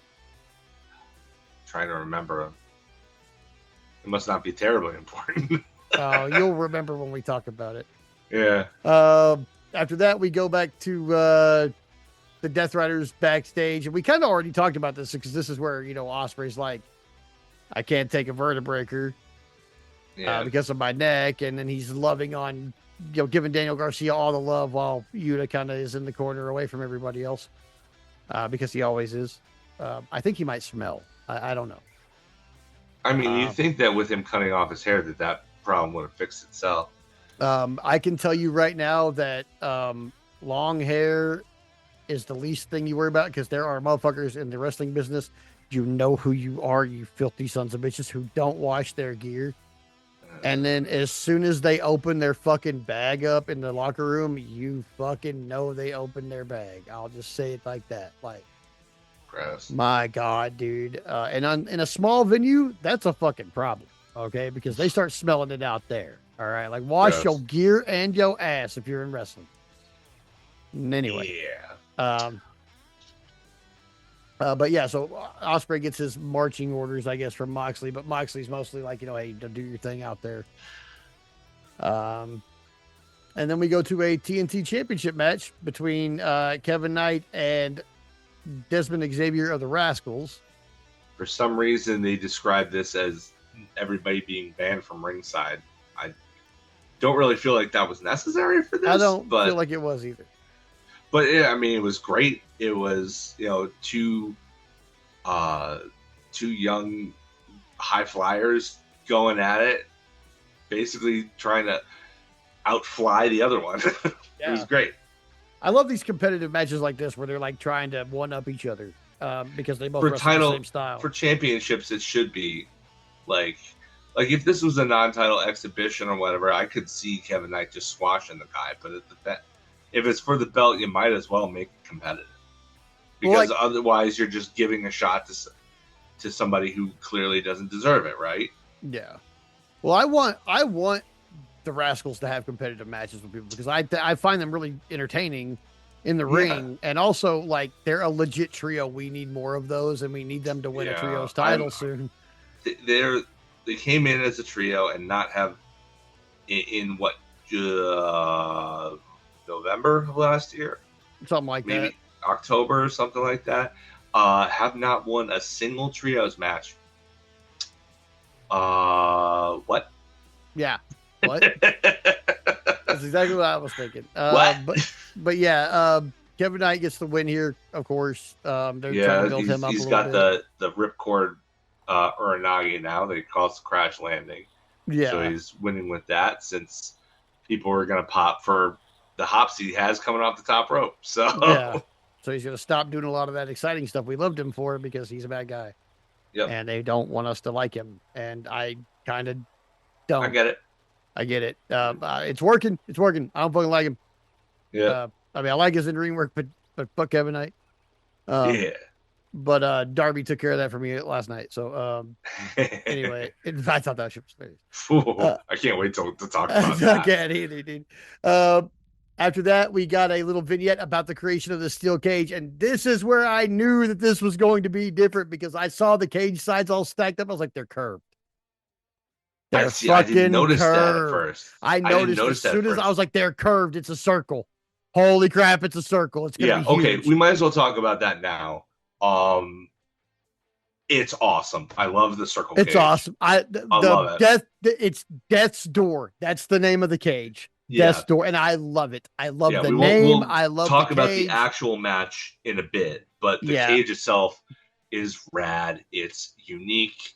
It's simple, but it's unique, and it has its own identity. Yeah. Which, when you're a challenger brand, you need things to identify yourself as different from the major brand that's out there. And WWE doesn't have anything like this. No, they don't. I was worried too, because it was like 12 guys in a conventional cage. How the heck is that going to work? Oh, it's not. So you do this, and it's great. Exactly. It was great. I love it. But yeah, when I saw this vignette and they had them all stacked up on the forklift at the end, and I was like, they're curved. Holy fuck, it's a circle. And then all I could think was, is it like a chamber? Like, is it like it? Yeah, like my first thought was, is it like an elimination chamber? And I was like, there's 12 guys. They wouldn't. But then when I actually saw it laid out, I was like, oh fuck, this is perfect.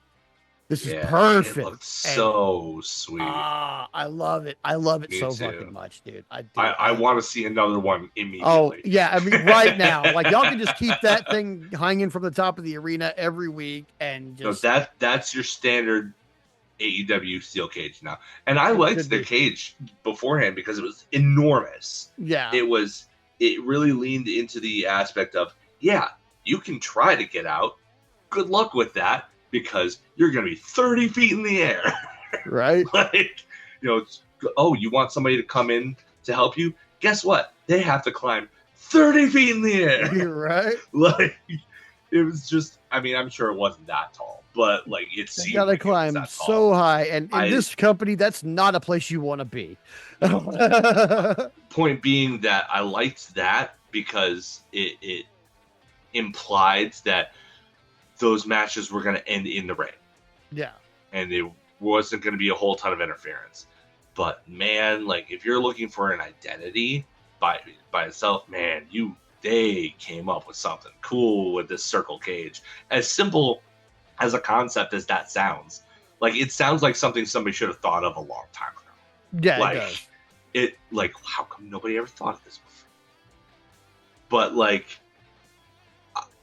I love it. I love it. I want it to come back now. Yeah. I want them to do. I need them to do. I want them to do survival of the fittest in the cage on Oh, Wednesday. that would be That's what I so want. awesome. I'd be Give so it to happy if me. they did that. I'll be so Um, happy if they did that. Oh but my yeah, god. that's just the cage. We'll talk about that match when it comes up. Um, Yeah. but yeah, what was next? Triangle Madness Them have a spooky little. bitches. Yeah, them spooky bitches are talking about Stardom, and I mean, of course, everybody is bitches, and Yep. everybody is dumb bitches, and but Julia Hart and Sky Blue got some stuff in here to, Blue talks about how she's facing Micah at the buy-in to get into the survival of the fittest match that we just talked about. Yeah. I'm gonna say that I had two misses from last night's pay-per-view, and one of them was that match. I I didn't see any of the buy-in. I didn't have time to watch it. I'll talk about it just a little bit when we get there, but yeah, that's one of the matches I missed. I only missed buy-in matches though. I called the pay-per-view 100% last night. Yeah. But the buy-in matches, those two, like if I would have stepped back and looked at it objectively, I'd have been like, oh yeah, there's not going to be enough New Japan people winning. Of course it has to go this way. Yeah. But my dumb ass was like, it's an AEW pay-per-view. There's a match for the TBS title, and Sky Blue's definitely going to be in it. And then that's not how it went down. Yeah. So Micah will be in that match. She's the last person in that. And she will probably be taking the first pin. She's probably going to eat the first pin. Yeah. Yeah. Yeah. I mean, it'll probably take a while to get there. They want to highlight her and everything. Yeah. But like, yeah, I think she's going to eat the first pin. After that, we got what I believe is actually the Condor this week, even though none of the squash matches were really squash matches, but I think this was actually the shortest one. Yep. And it was Jericho JD versus Drake. JD Drake, which I am kind of entertained by JD Drake. Like I like JD. I think he can work a really good, I think he looks in such a way that he can work equally blue collar, like badass, which is what he calls himself now, I think. Yep. But he could also work a funny character. Yeah. I would like to see maybe. I think that there's some untapped potential in him if you put a mic in front of it, but they never do. Like, no. I mean, they clearly value him because they've employed him for like 5 years now. Pretty much the entire time the company's been around. Almost, yeah. They got him. I forget who his original tag partner was, but he's always been like in a job tag team. Yeah, the whole time. Workhorseman. Because the Workhorseman was later, but there was another guy that he was with before. I can't remember that guy's name. He was in the Wingmen. Oh yeah, okay, yeah. Which was funny. I liked the Wingmen. It was when AEW is silly and stupid, it tends to like 85 to 90% of the time be my brand of silly and stupid. Yeah. And the Wingmen was silly and I mean, it was the best use of those. That was the one with like Pretty Peter and like Shorty or whatever. And Scissor Benoni. Yeah. Okay. Yeah. Because I'm a Pretty Peter Avalon stan. I think that guy's fucking hilarious. Yeah, he is. He's great. I think he's great. Yeah. So I want to see. I mark out when I see him, and I used to only he was one of the reasons I watched freaking Dark and Elevations because I'm like I'm gonna see some Pretty Peter Avalon. And he's hilarious. Yeah, he is. Like I know we got MXM now, but like put Pretty Peter in MXM and let's get this shit going. Oh my god, it would be incredible. Yeah. Like if we're not gonna, I can't even imagine. Or if we're not going to do that, let's put him with the Castle Runners, and let's do something with that guy because he needs to be doing shit. But yeah, this match was good. JD Drake, I didn't realize had such hard chops. Yeah, hard enough to make Jericho actually avoid them. Like, yep, they were still like JD was like, yeah, let's keep doing chops, and Jericho's like, hell no. Nope. Jericho doesn't usually shy away from that either. No, he doesn't. But JD Drake, like you could tell just the sound. He has some heavy fucking hands. Yeah, I mean he's a heavy dude. But it was a fun little match. It wasn't. I mean, it wasn't a total squash. It was the closest thing we kind of got to a squash this week. It was about 60-40 maybe 70-30 split.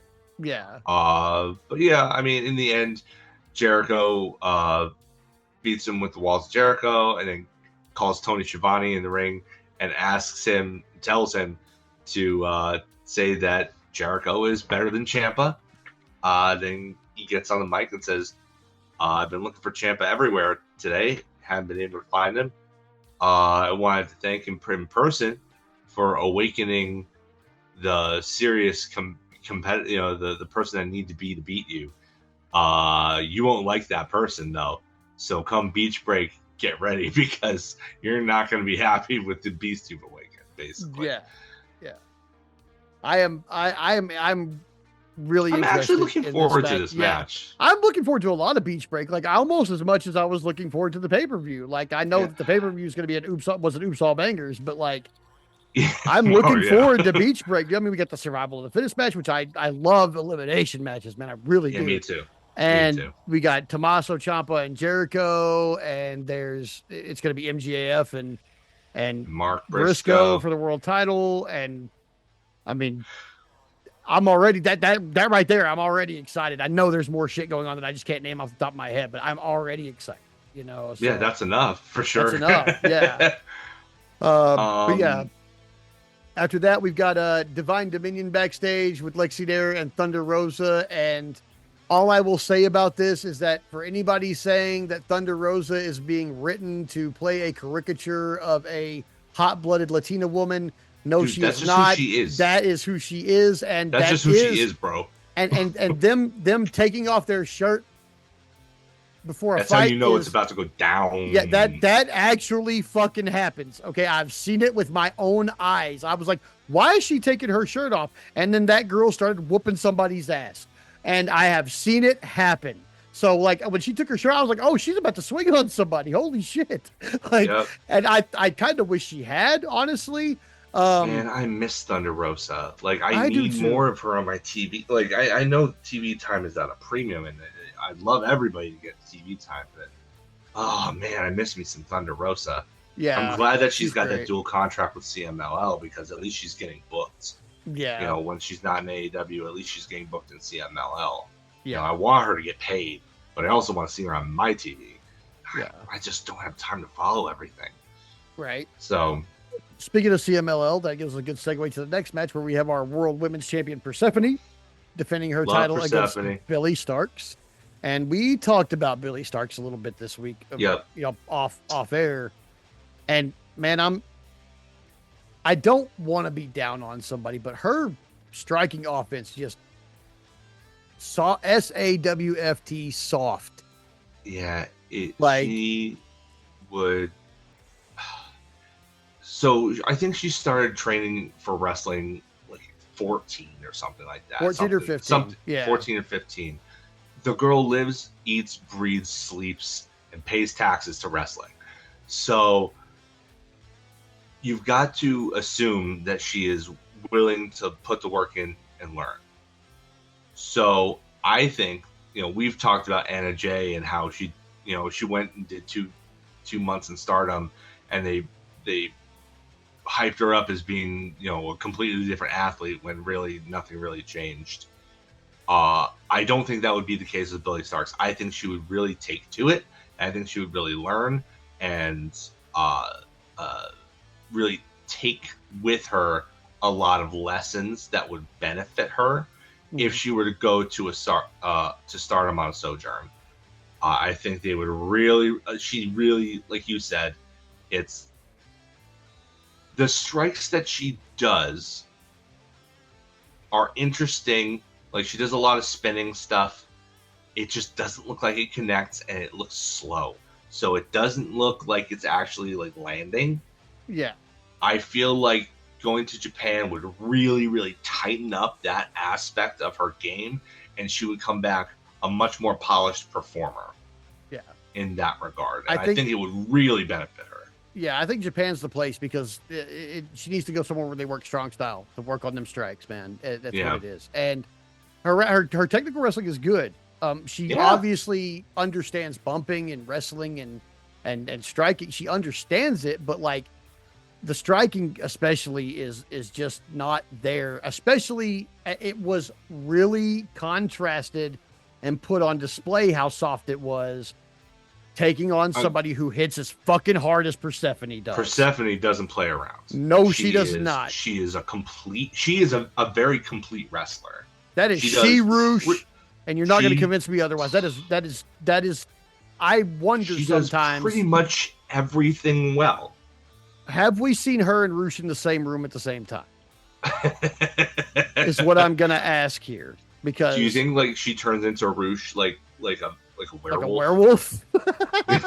Maybe, dude. Because like she gets a little flatter, and she like grows her hair out longer, and she just becomes Roosh. Yeah, like I don't know, man, but like she reminds me of him a lot, but that is where the problem lies in this match. They're both good wrestlers, but Persephone just hits so much harder. Yeah, she's much more convincing.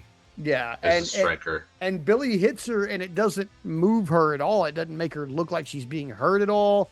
So she's having to sell stuff that doesn't, look like it even hurt her, and that's damaging to a wrestler who competes at a level of Persephone.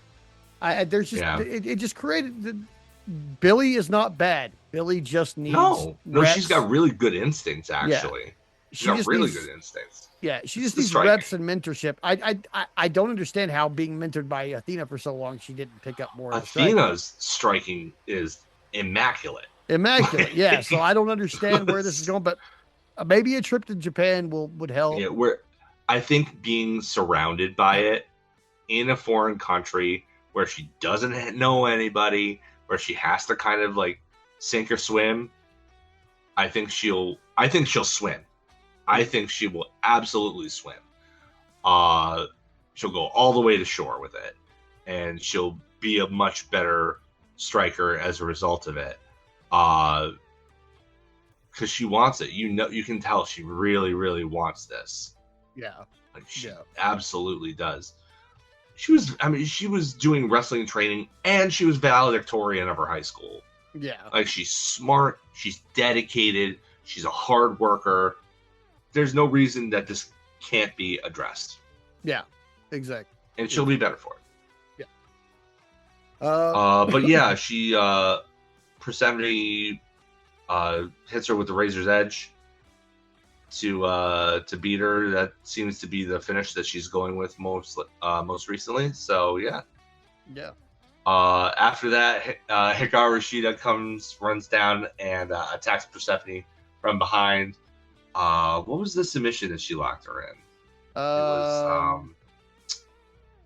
was what was it? Was it a stretch muffler? Yeah, I think so. It was a stretch muffler with like it was like with the arm trap too, right? Yeah. I think that's something that she's workshopping, and once she gets it, she'll get it. But I don't think it's quite there yet. Yeah. But yeah, the other heretofore already announced participants in this survival of the fittest match for the TBS title, Chris Statlander, Harley Cameron, and Queen Aminata. They come down and make the save, and then they all kind of give each other looks as they go to commercial. Right. Oh, you know who are the real condors? Oh, it's the premier athletes. Yeah. Yeah, I almost forgot about this match. It's too bad because I like those guys, but they were they weren't. They've been on TV, which is more than you can say for them lately, but it's to be squashed. Tony Nese got squashed by Kenny Omega the prior week in about 3 minutes. Yeah. It was just poor Tony. Like, I'm glad he's got a job, but like this is like, isn't there a better use for him at some point? I don't know. But it was the premier athletes. They took over a little bit of the match in the middle of it, but Mike Bailey and Mystico just kind of drubbed them. Yeah. Really, like La Mystica on Nese for the immediate submission victory. That's the thing too. People are very, very much leaning into Mystico's legendary status and showing him a lot of respect by tapping out immediately. at least. So I mean that's how revered this guy is for sure. You can see it in the way that they approach it. I still wish it was Daivari who tapped him. Yeah. After that, we've got your least favorite person on the planet. God. You know what? In a wrestling context, please let's make that known. Oh yeah, okay, wrestling context. But so wrestling context. Here you go with this though, right? Okay. What this told me though is that Gabe Kidd is waiting for Shota Umino back at IWGP or back at New Japan after the Forbidden Door stuff. So Gabe Kidd's over in Japan. We're not going to see him at AEW for a little bit. Yep. He's having trouble getting into the States too. Oh, really? So, yeah, that's why he's like he's healed up from his injury, but he's having trouble with visa issues or whatever coming from England to the States. So he's going from England to Japan. So they could certainly use him. Yeah. But I thought what was interesting was that he wasn't representing the Dogs. He was representing the Death Riders. Yeah, that's weird. Taking a message from the Death Riders. If you go onto the website, the AEW website, it lists him as both. Ah. That's weird. That's weird. Very strange. I have no idea how they're going to handle that.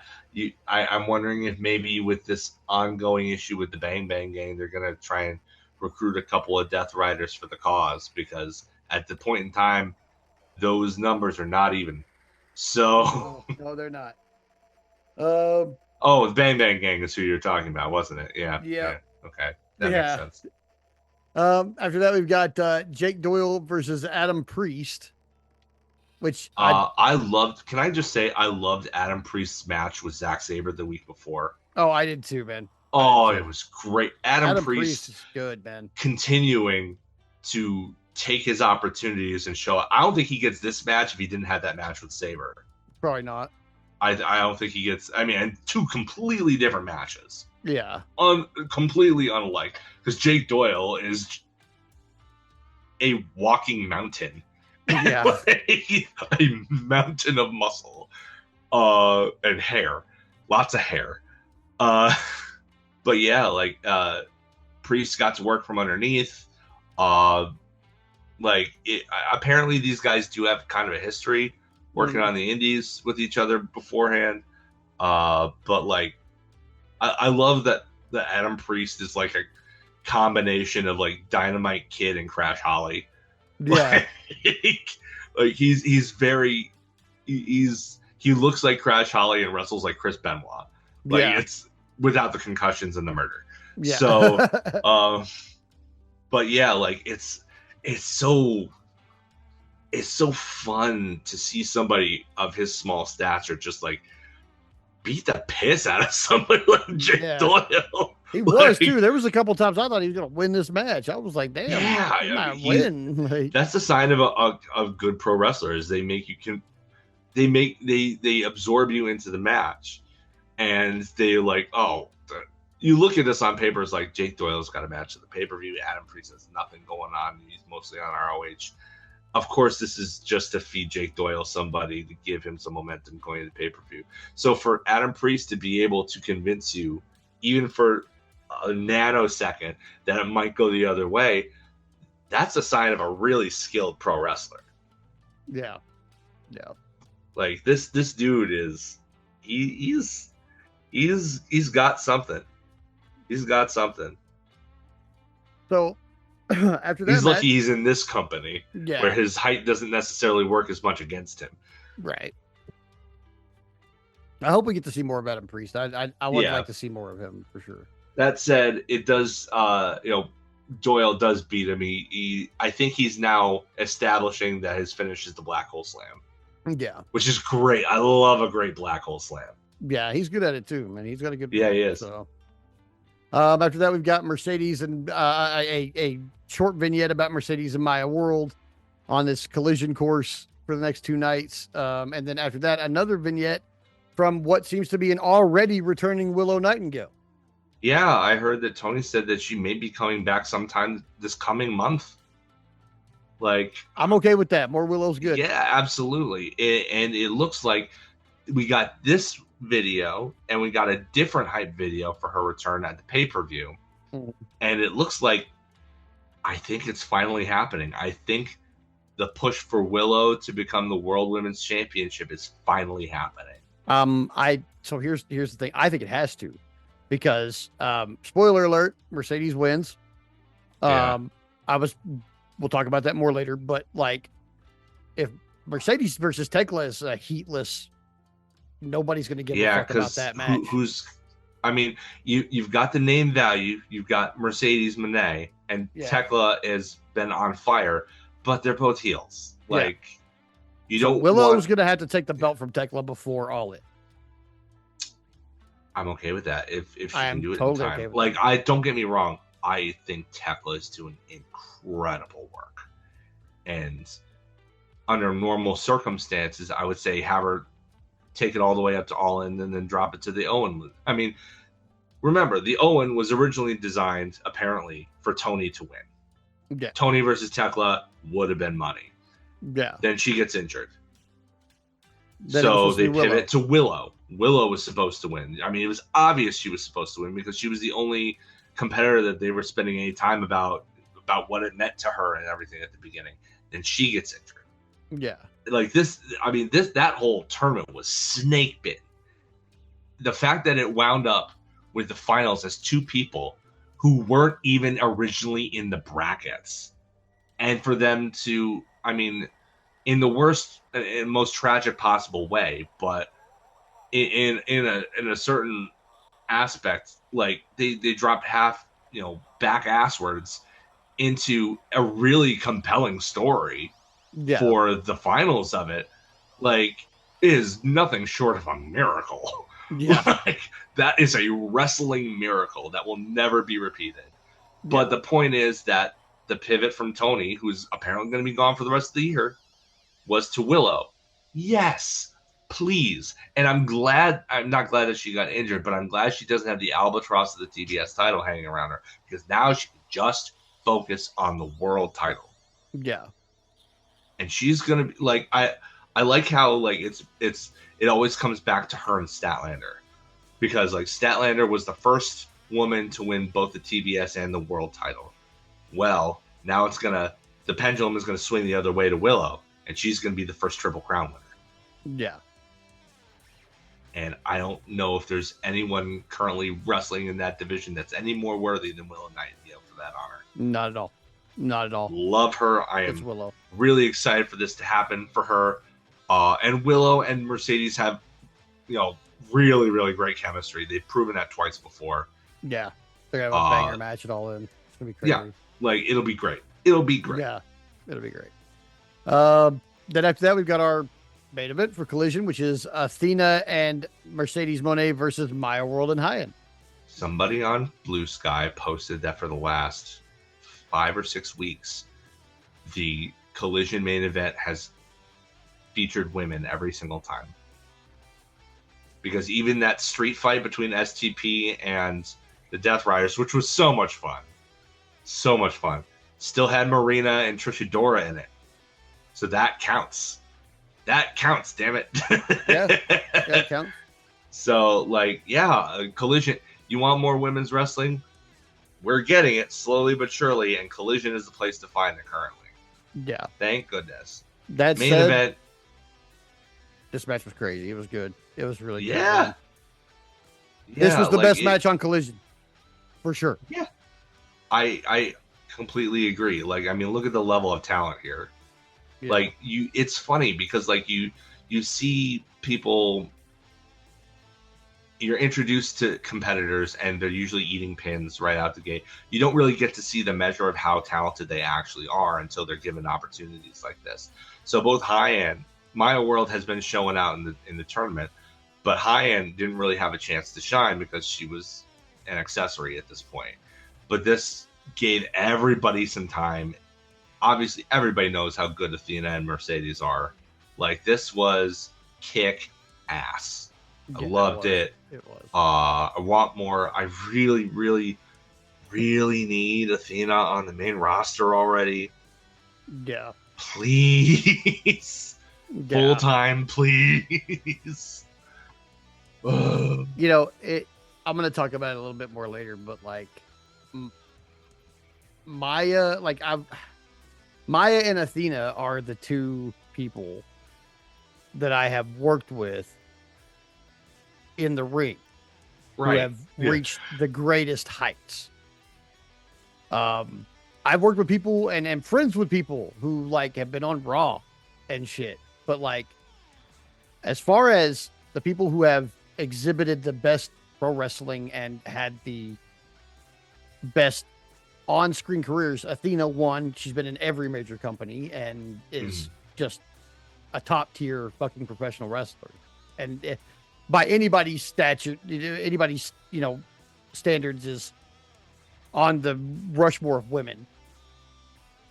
Yeah. But Maya is just like it's crazy, man. Because like I just like in my old mind, as fast as time is moving at this point, like I just worked with her, like just Yeah. recently, and here she is on AEW, just kicking all the ass, and proving like full disclosure, backstage she's fucking an angel.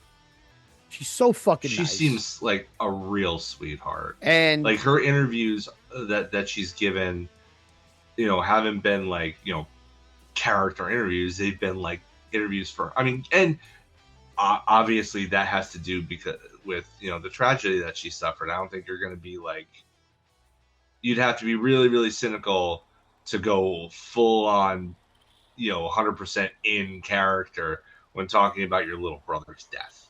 Mhm. You know what I mean? So, those interviews that she's given, she seems very sincere and very just naturally her. And she seems like such a sweetheart of a person. Like She is. I felt like in the lead up to this, I just wanted to give her a big hug and tell her that everything was going to be all right. I wanted her so bad to just like, to tell her it was going to be all right when obviously no, it's Yeah. not. She lost her brother. Yeah. So, Um, yeah, oh, yeah, she like it sucks that she had to lose her brother to like make to kind of for this to be compelling as it was, because it did help. yeah, But like there's not a lot of people that I'm just like they really do deserve where they're at. And she does. She does. She's super nice. She works hard. Everybody respects her. She's very respectful to everybody else backstage up and down the card. Like just based on my own, observations of her, like she deserves this shit. And I'm so yeah, fucking happy to see her like doing what she's doing. And this match was fucking, it was yeah. It so was like dope. just it was so good, man. I was just like, God, girl, you're fucking killing it. You're out there fucking maximizing every fucking second. You're not even maximizing minutes of this, but you're maximizing seconds. Like you're killing it out here. I couldn't be happier. Even though Yeah. they lost, to Mercedes and Athena, and we'll talk more about what happened in the pay per view later. But like it just, even though they lost, this was like a hell of a showing, Oh and yeah. it contributed to what the crowd did at the pay per view, which was, I mean, spoiler alert, they got the best crowd reaction of the fucking night without question. Yeah. Without They were question. super over here. There were other matches on this show after their match that people have called the greatest match AEW's ever produced, and the crowd did not react to that match the way they did to her match. They were very, And very invested in that story yeah, they were. They were. So and in her as a person. yeah. But good match. Yep. Uh Athena hits an O face from the second turnbuckle though. It was weird. Mhm. Onto high end. And then while what was it? It was Maya World tapped out on the outside. Yeah. To the statement maker. Mercedes and Athena then after the match continued to beat up high end, but Maya cleared house. Acai moonsaults, like it was a big deal. Like so, there had to be a winner in the match, and then Maya still had to look like she had a chance. So they did what they needed to do. They gave one team the win, and they got the other person their shine back. Right. Well, with that said, Okay. Recording in progress. Okay, yeah, and with that said, we're going to go to the pay-per-view Forbidden Door 2026. Just to cover the pre-show real quick. I'm going to say this right now. Mhm. I didn't see any of the pre-show. I saw the whole pay-per-view. It took me until like 2 o'clock in the morning because I was on delay.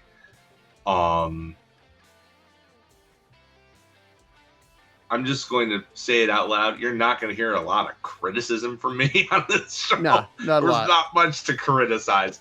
If you are the kind of person that doesn't want to hear endless praise, thank you for your download. You can probably stop listening right now. So just to cover the pre-show real quick, the only 2 matches I missed for the night in my predictions were pre-show matches. Micah beat Sky Blue to become the last person to join the Survival of the Fittest match, and then a guy whose name I cannot remember beat Daniel Garcia. It was Drilla Maloney. Drilla Maloney, yeah, whatever. Yeah, see, that's why I couldn't remember, because his name is Drilla. Yeah, like I've never seen him wrestle. I know him. I know the name. I know that he's associated with TDM. Was it TDMK? I think, right? Yeah. His name is Drilla. How I can't take anybody's name seriously. His name is Drilla. Like I can't. Man, his name is Drilla.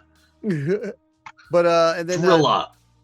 Divine Dominion beat Thunder Rosa and Olympia in what was actually a really competitive match. I missed the. I'll have to go back and watch it. I love Olympia. It was good. Olympia's great. It was probably one of the best Divine Dominion matches they've had so far. It was pretty good. I mean, you're in there with Thunder Rosa, who will push you. Yeah. And Olympia, who's a freak athlete. So but 2 women's matches on the pre-show and 2 on the main card. I think at 4, this might be the most women's matches on a pay-per-view card ever. Probably, right? Yeah. That's great progress. That's great to hear. That is good. Yeah. Now with that said, on to the main card.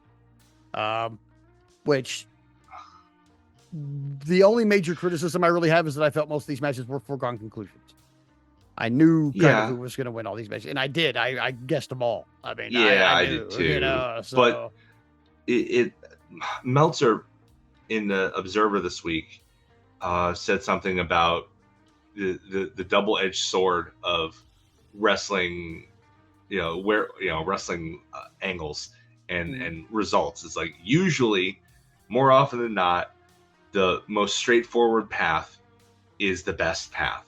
Unfortunately, that makes it very predictable. Yeah. So, like, it's a double-edged sword.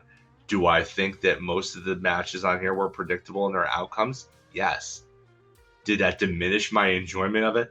Hell no. Fuck no, it didn't. Hell no. No. Every single match delivered in one way or another. Yeah, this is a banger. Single one. This was a banger after banger show. A+ fucking pay-per-view, 100%. And they started off hot with the triple threat tag match. The Young Bucks versus Unbound Company, Shingo Takagi and Titan, and El Sky Team, who are the brand new Ring of Honor tag champions. Yeah. They beat Sammy Guevara and Beast Mortos in Mexico. I think probably because, like many others, Beast Mortos is having trouble getting across the border with visa issues now. Yeah. So they had it changed in CMLL. The Ring of Honor World Tag Champs now. That's pretty awesome. Good for Mystico. Yeah. And Dorada for that matter. That's his first title under the Tony Khan banner. Yeah. I wasn't really familiar with Titan, but I always love to see Shingo. Yeah, Shingo's badass. I love Shingo. And yeah, he was definitely the odd guy out in this match. But I think it worked to his favor. Oh, it did work. Honestly. It worked. I mean, he was the only non-flippy guy, but he worked as an incredible base for everybody's stuff. He took like he was like the Ishii, yeah, the the big barrel chested strong guy of the match, that just hit hard and hit often. Everybody did. This was just it was like another party match, one that they've gotten so good at doing. I think the Young Bucks winning was a foregone conclusion because they're obviously building towards a big match with the belts on the line and all in. Yeah. Whether it's just going to be them versus Cope and Cage, or we see FTR or anybody else add to it, remains to be seen. But they're definitely building the Young Bucks for the spot. That's for sure. Yeah, they are. So yeah, them getting the win here was a foregone conclusion. But this match was fun. Titan bumped his ass off for everybody. He was, for like 3/4 of the match. I don't think he got a single thing in. I think he just bumped for people. Yeah. It was, and he just it was kind of awesome. I can't tell you too much of what Titan did offensively, but I appreciate the fact that he just made everybody else look amazing. Yeah. They hit Titan with the flipping tombstone, and that's who TK Driver. Yeah, TK Driver for the pin, and the Bucks get the win on this one.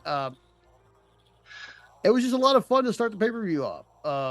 And the crowd was super into. This was a fantastic crowd. Yeah, they were into almost everything. Yeah, and they didn't get quite as fatigued as I thought they would.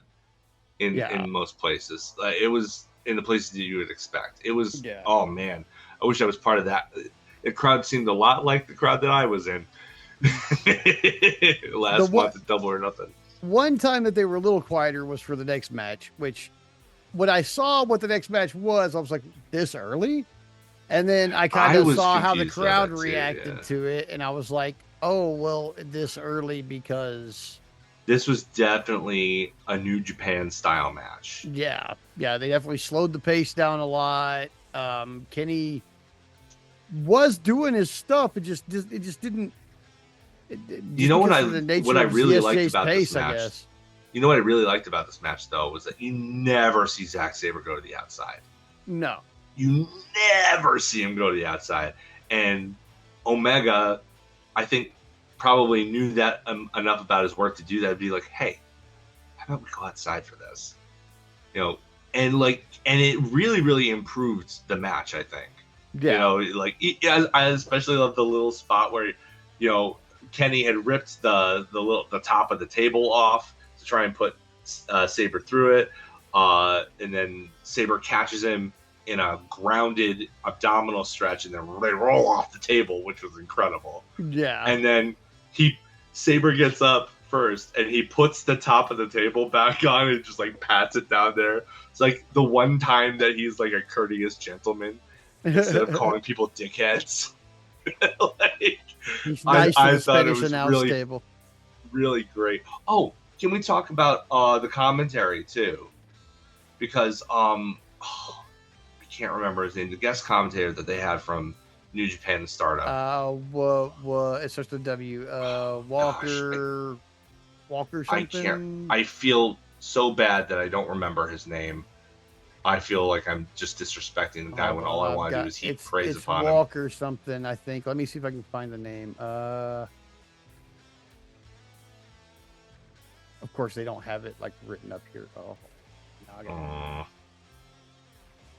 maybe it's listed on Wikipedia. Let's see here. Walker Stewart is the Walker guy's name. Stewart. Yeah. I thought he did an incredible job all night long. Yeah. I thought he was real. He's a real asset to New Japan if he's the one that's the lead commentator for them. Yeah, he's their lead English commentator, I believe. Lead English. Yeah, he's wow. I was very impressed with him. He was informative, for the backgrounds of all the incoming talent that we don't normally see in AEW. He was insightful. He knew he did his homework coming in.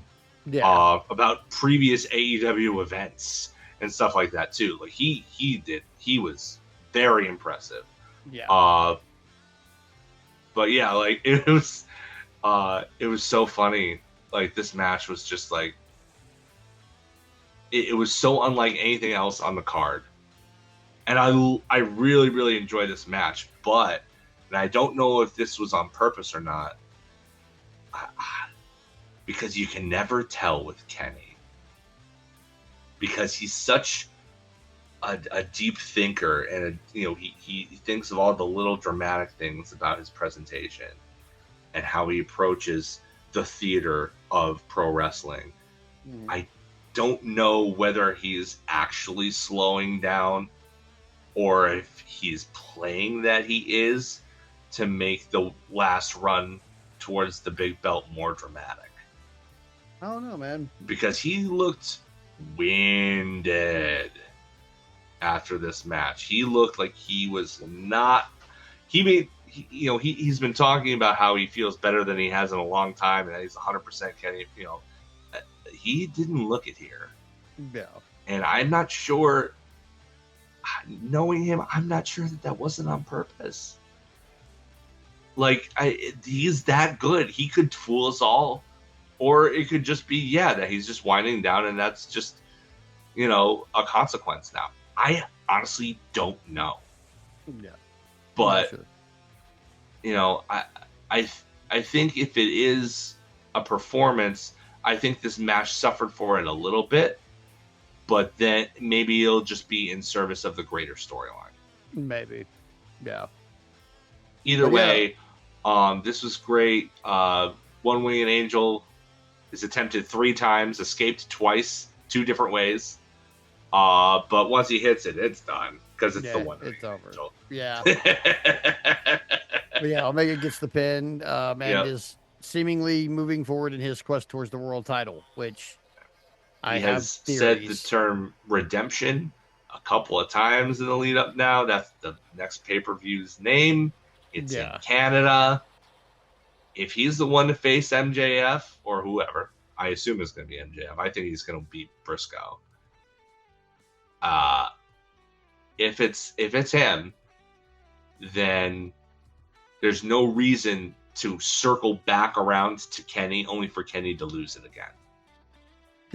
What I want to happen is for Briscoe to win, and then him and Kenny to have a match, because I don't think we've gotten Kenny and Briscoe yet. I don't think so either. And I always like matches we haven't had yet. Yeah. Like that's my big thing is like, oh, we haven't had that yet. That'd be cool for the world title. I think that Briscoe loses only because in the middle of all this is Grand Slam Mexico. And they've been building MJF versus Andrade, and the title has been the focal point of it. Like, yes, there is animosity personally between those two, but without the belt, the payoff kind of is. Yeah. So but maybe Andrade I think that's what wins. They're building. I think MJF retains, and then he faces Andrade in Mexico in what do you call it? Arena Mexico. Yeah. And I don't think Andrade wins. I think MJF. I think I would love it if Andrade won, but there's not going to be a whole lot of time between that and Redemption. Yeah. So like you can't do like the thing where he gets a successful title defense just to make it look like it wasn't a fluke. Yeah. That Tony likes to do. That I appreciate. I think MJF retains there too, probably through chicanery.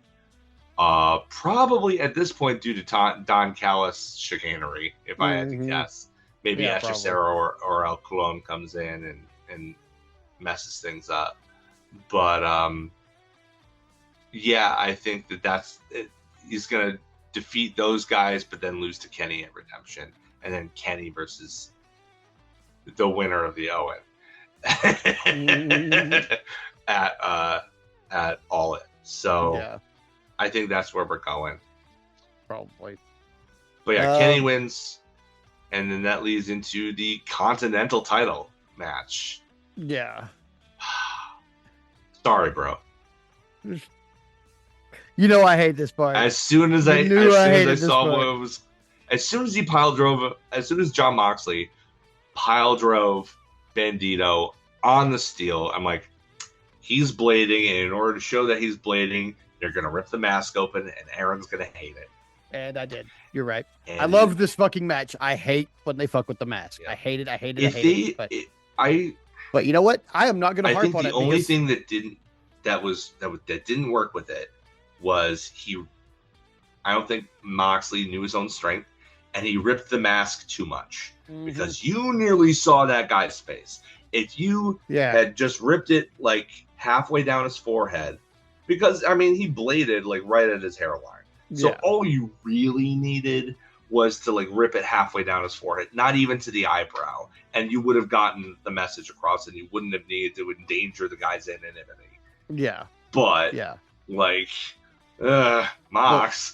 Well, so I'm not going to harp on it much right now because there is a much more egregious example of this that I'm going to be pissed off about later. Yeah, I bet Katie was, and a completely different reason that I will be mad about this mask thing. So, we know that I just don't like you touching the luchador's mask. Like that's just one thing, but the thing that happened later is a different story, and I'll explain it later. But like, I'm not going to harp too much on this. I understand why they did it, but they ripped it too hard, and they almost like I saw his nose a couple times. I shouldn't see his nose ever. No, I almost got a full-on view of his face. I'm like, I don't want to see that. Yeah, he had to adjust his mask after every move because of how ripped it was. That it created some problems. But I understand why they did it. I thought it led perfectly into the finish, though. I loved the finish of this match because he bled a bucket, and then he has Bandito has Moxley on his back, choking him out, from bulldog position and then rear naked as he winds up standing up because Bandito has ludicrous physical power for somebody of his frame and his size, and he just takes the leap of faith and just leaves his feet and slams backwards, hoping that Moxley's grip slips, but instead he hangs on. And because of the impact and because of the blood loss, the risk he took didn't pay off, and he passes out. Yeah, I thought it was a fantastic finish and a great use of of proper ring psychology to get to that finish too. Yeah, the proper way to use blood to lead to a finish. I thought it was really, really well done. Loved the finish. That leads up to our next match, which is Shota Umino versus Pac. Two things here. One, I did not know Shota Umino was Red Shoot's kid. And two, this is easily my number 3 match of the night. Yeah, you like that much, huh? I don't know why. I have seen a lot of people on the internet talking some shit about Shota. And I don't understand any of it because this shit was a fucking banger. Shota and Pac put on a goddamn clinic. Yeah, they did it great.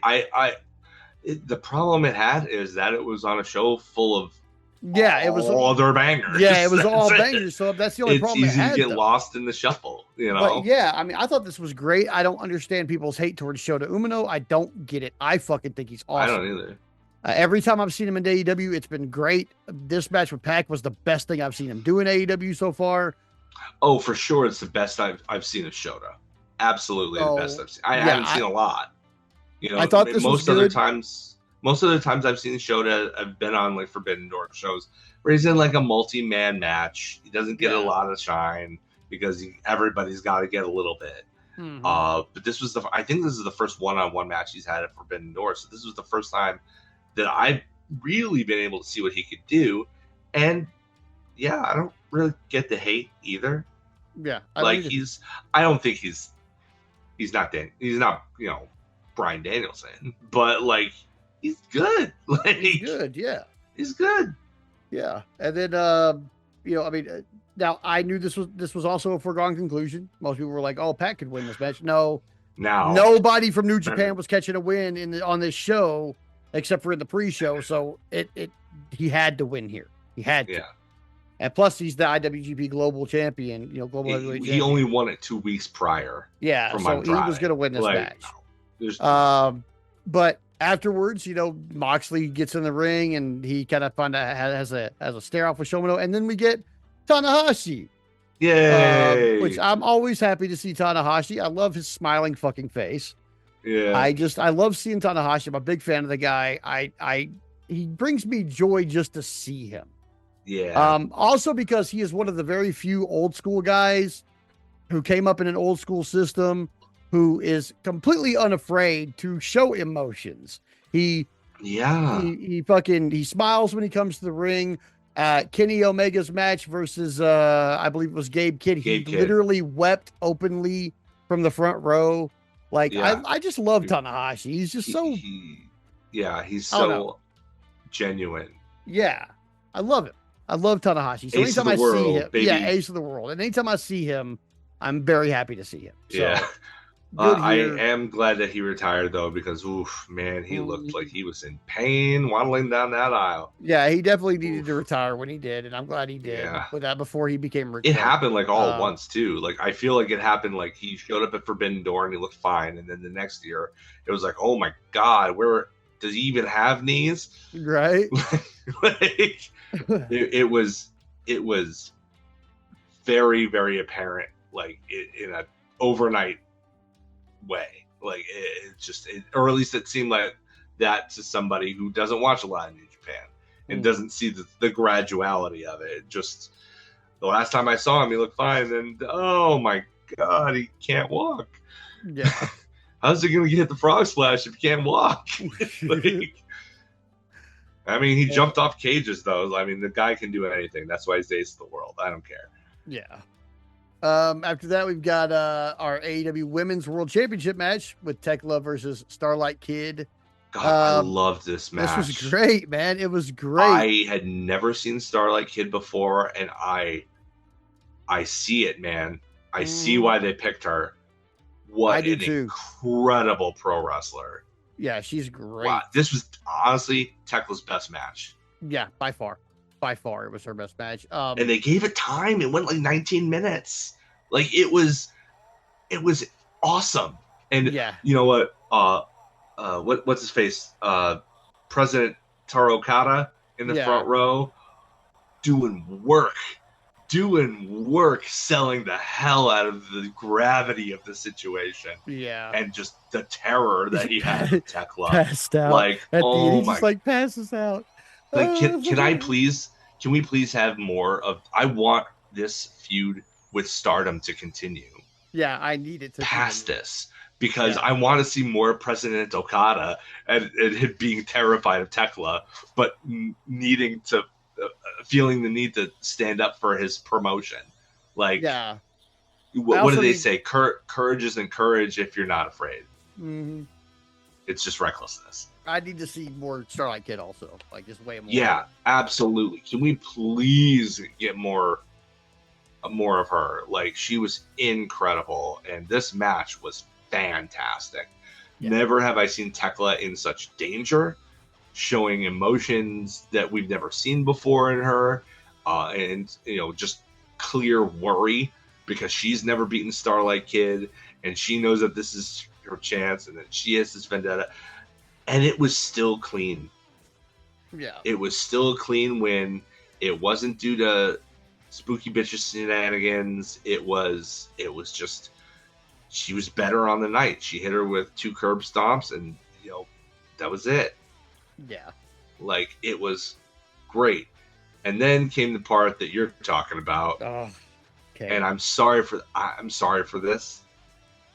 But I think this is the way that we continue this feud. I don't see how what she did here can go unanswered. So if this is what it takes to continue this feud, begrudgingly, I'm okay with it. So here we go. All right. Mexican luchadors wear their mask for tradition and anonymity. Mm-hmm. But mostly it's a male-dominated arm of the sport. Mm-hmm. Masked Japanese wrestlers, the female ones, mostly wear their masks because they don't want to be stalked. Yeah. And removing one of their masks, I feel like, is an egregious violation of their privacy, no matter how it's done.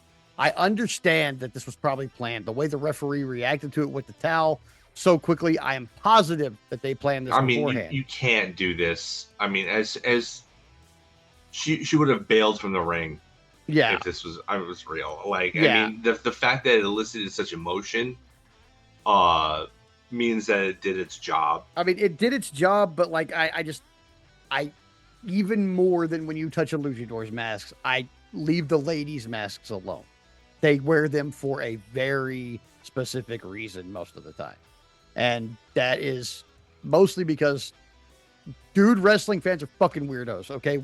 They are. Yeah. Like I can't defend the attitudes and actions and behaviors of most of my male compatriot wrestling fans, because I have seen some egregiously awful behavior. Gross shit. Yeah. Some gross shit. So this is only born out of my concern for her privacy. That's all. It is not like I hate the mask thing. It's never useful. In this case, it was very useful. If we are going to continue this feud, that was incredibly useful for that. But I'm only concerned for her privacy. Yeah. And in the age of cell phones, it is very likely that somebody out there has an angle that has her face. Yeah, I hadn't thought of that. So the security-minded Hopefully her hair was in person front in of me, her face. I hope so too. The security-minded person in me found this very egregious. However, do I understand why they did it? Yeah. Do I hope that it leads to a larger feud? Fuck yeah. Did I think this match was awesome? Yes. Absolutely, it was great. I am not mad at the match. I'm only upset with the after thing, and it's only for concern of the wrestler's safety. I don't want to fucking see her face because she obviously doesn't want me to see her face. Yeah. As an angle, I thought it was hot. Oh, I thought it was fucking nuclear. And the crowd just ate it up. They dude. hated it so bad. And Okada just like straight up fainted in the front row. Like, I love that. Like, I definitely need more Okada on the TV. I know we already have an Okada, but if there was any more reason to more heavily lean into the partnership with Stardom, this was it. This whole thing was it. Between the talent of Starlight Kid and the match you had with Tekla, the hot angle afterwards, and Toru Okada being Toru Okada. Like, dude, please. Like, as much as I enjoy all of the crossover from CMLL, specifically CMLL, because they do a lot more with them than anybody else anymore. And New Japan too. Like, can we please get more Stardom reps? Mm-hmm. I want more Stardom representatives over here. Yeah. Like, if this is what we're gonna get out of it, man. This women's division is about to explode. I'll say this right now. I watched Super Juniors this year. I thought it was good. I enjoyed it. I wasn't raving about it like most people do, but I thought it was good. But like, of the ancillary things that I see to wrestling, because I watch AEW regularly, because of my level of online activity, I see what happens in WWE most of the time, even though I don't care about it or watch it actively. I know what's going on. Right. But the stuff I see from Stardom and TJPW is the stuff that makes me want to subscribe to a service and watch 3 more hours of wrestling a week. I really I enjoy TJPW. I enjoy Stardom. I think that I follow a few girls from TJPW on that like young girl. I don't know what they call the young boy version of the females in the Japanese system. Young girls, something like that. I don't know. But they're greenhorns. I don't want to say that. I don't want to say see, that's why I said I'm not sure what they call them, because that does sound weird. It did. It sounded weird as soon as it crossed my lips. I was like, yeah, that is that. Even young boy. Yeah, it's weird. It's weird. It's weird, but it's an accepted term for a long time in. So I'll use an American term. The greenhorns Yeah. I follow a few Greenhorn TJPW wrestlers who are very active on their Blue Skies and stuff like that, and they're very nice and they interact and like they're just so happy to wrestle. Like you can tell, like they get to wrestle at a company, they're getting paid to wrestle, they get to travel all over the place.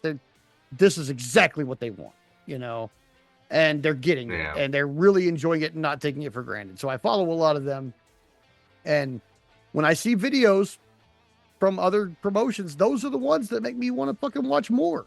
It always is because I'm like, wow, these freaking girls are doing amazing shit like this. The Joshi wrestlers are where the next wave of like innovation is going to come from. I'm pretty sure. I mean, that's where the original wave of innovation. We're still getting innovation from All Japan Pro Wrestling women from the late 1980s. Yeah. Like they were doing stuff that now seems novel and modern. Like, yeah. But yeah, I mean, I really enjoy that part of it. So yeah, we need more stardom in AEW. Like you keep bringing them on for Forbidden Door, but it's like one or two people. Like, no, with this mask thing, we need a full on stardom invasion. yeah. A full on stardom invasion. We have How enough. about this? How about this for redemption? We move the belt off of Tekla and put it on Starlight Kid and have her versus Mercedes at All In. I wouldn't be mad at that at all. You got this hot angle that you can continue to benefit from. You get her in the lineage of the title, which is nice. Yeah. And you get a babyface heel dynamic at All In, which is what's the real thing that's missing is somebody for the crowd to root for. Yeah. So I think that, I mean, a 1 month title reign for Starlight Kid so she can drop it to Mercedes, who has absolutely earned the world title by now. Yeah. I don't think that's the worst thing in the world. And Tekla, on the heels of losing that belt, can still continue to feud with Stardom. Yeah. Like, it's maybe that's the answer. Yeah, I think it's either going to be Stardom comes and takes the belt from her, or Willow does, and who takes it decides what happens at All In. Because if Willow has the belt, I think she beats Mercedes at All In, and if Starlight Kid has the belt, she probably loses to Mercedes at All In. Yeah. So I mean, I'm okay with either one of those options. To be perfectly honest with you, yeah, I'm okay with either of them. I mean, just based on the strength of this match and the angle afterwards alone. Yeah, put the belt on Starlight. Do it for a month. Yeah.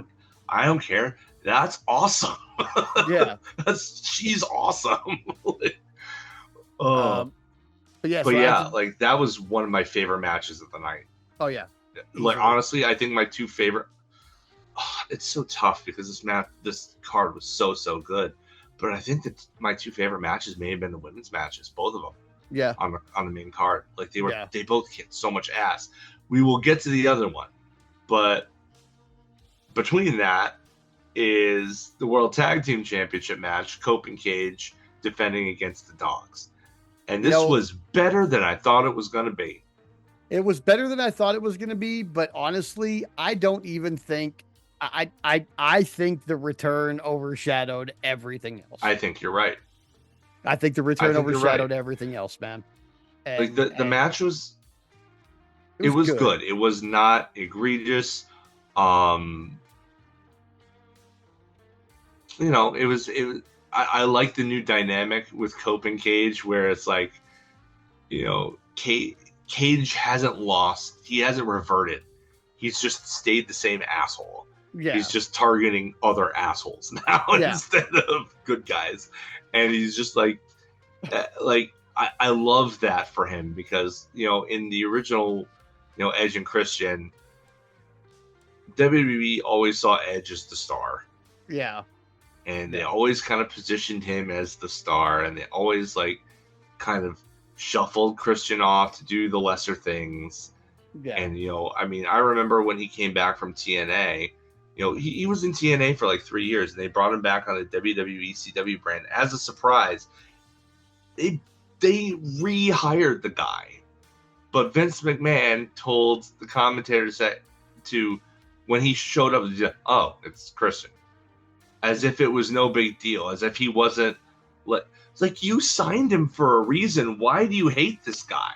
Yeah. Like, no respect for the guy. None from WWE for so long. So to see him get this late career renaissance with this incredible heel character, tagging alongside goofy, grizzled old grandpa Adam Copeland, who, like, it's such a weird dynamic that's so much different from Edge and Christian. Yeah. But it works. It does. And it's great. Yeah, I enjoy it. But that said, the match was okay.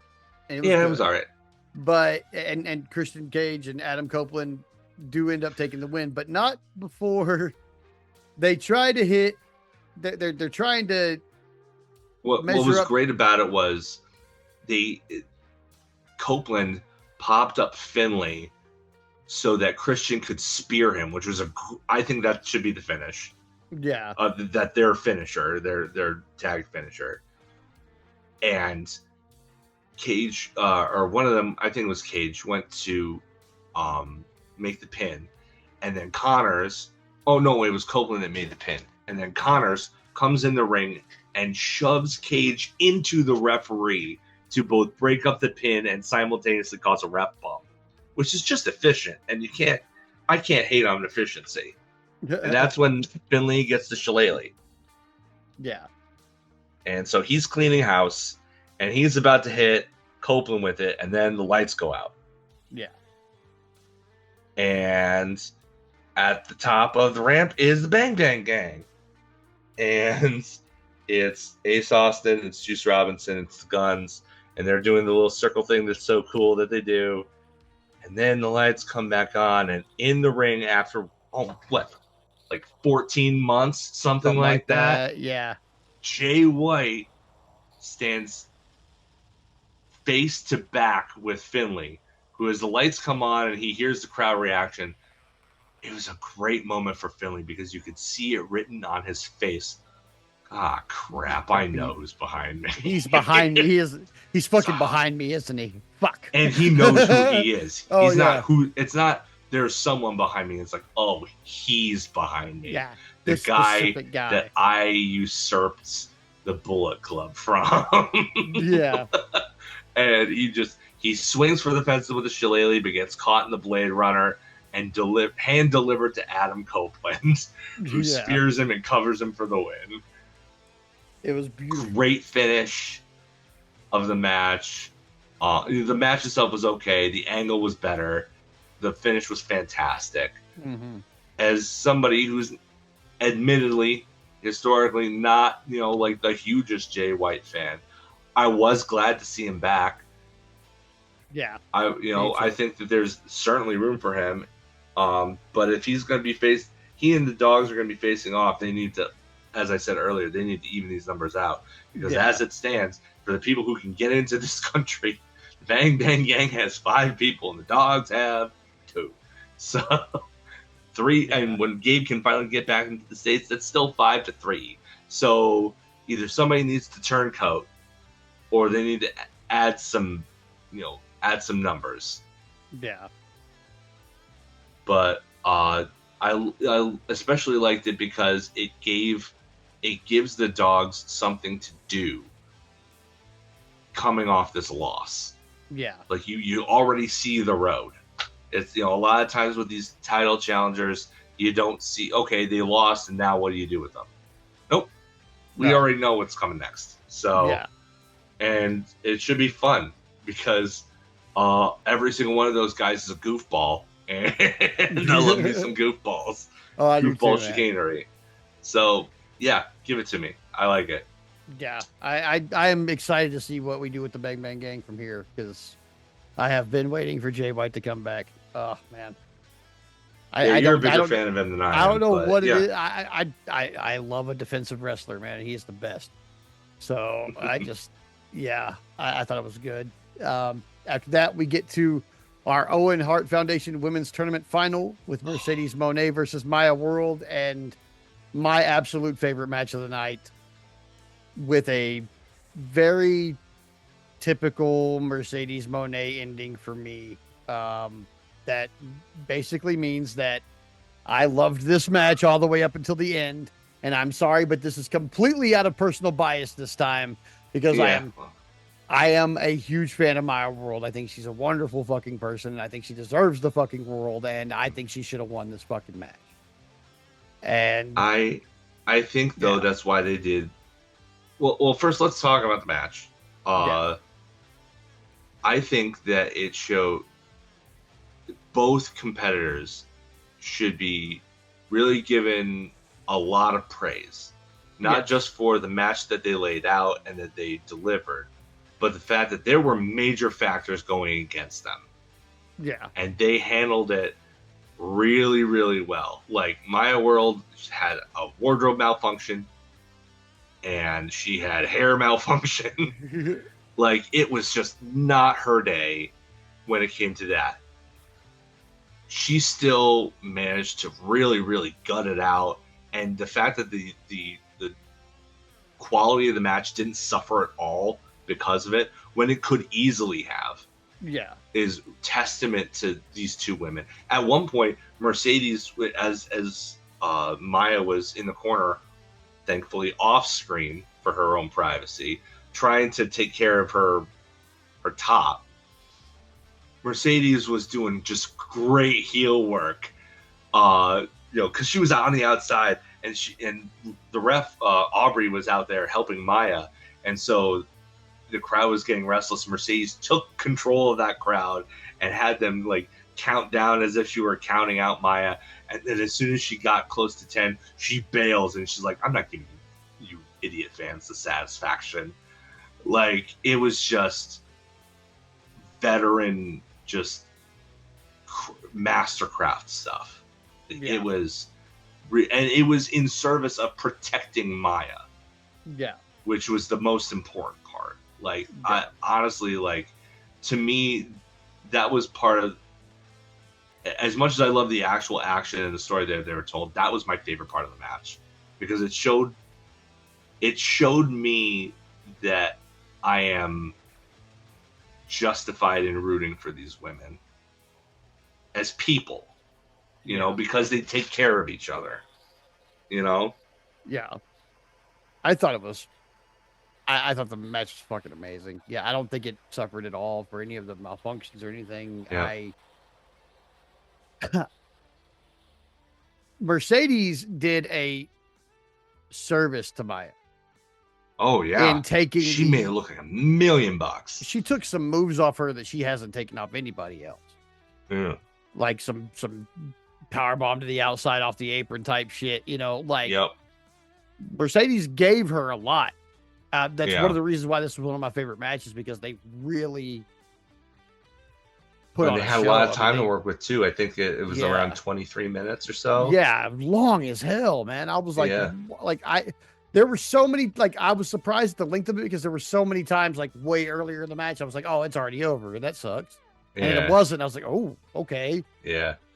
And the emotion in this match was just off the charts. Like, Mercedes, as she had the statement maker, and towards the end of the match, she was just looking at that rope with pain and desperation in her eyes. Like, no, please, I need you to tap out before you reach there. Like, just her her expressions were just so captivating. And it really put Maya over as somebody who was maybe, overlooked, but not to be, somebody who is on Mercedes level as an equal, as a peer. Like, I thought both ladies did just an excellent job. And I know that Meltzer's probably only going to give it like 4.5. Meltzer can kiss my ass. That's a 5-star match without a doubt. If a women's match didn't happen in All Japan Pro Wrestling in the 1980s, like 88, 89, he's not going to give it 5 stars. So, but like, just like, it was an incredible match. Monet uses a cutthroat backstabber, which I don't think I've ever seen her use before. Yeah. And just like it looked like she just killed Maya. Like she Yeah. just flopped around like a fish after that, and applied the statement maker, and then just wrenched and wrenched and wrenched, and Maya eventually tapped out. But my God, she has nothing to be ashamed of. No, she's gonna be part of the world title picture going forward. I think. At least if not, I don't fucking know why. I think she's going to be the one to take it off Athena. Like I hope so. to it, and that's a double-edged sword too. Like there have been a lot of those in this episode, but I call it how I see it. Like being the one to dethrone Athena, especially since Billy Starks, I think that she was the one who was most obvious to as her minion and the whole thing. But I think that ship has sailed by this point. Yeah.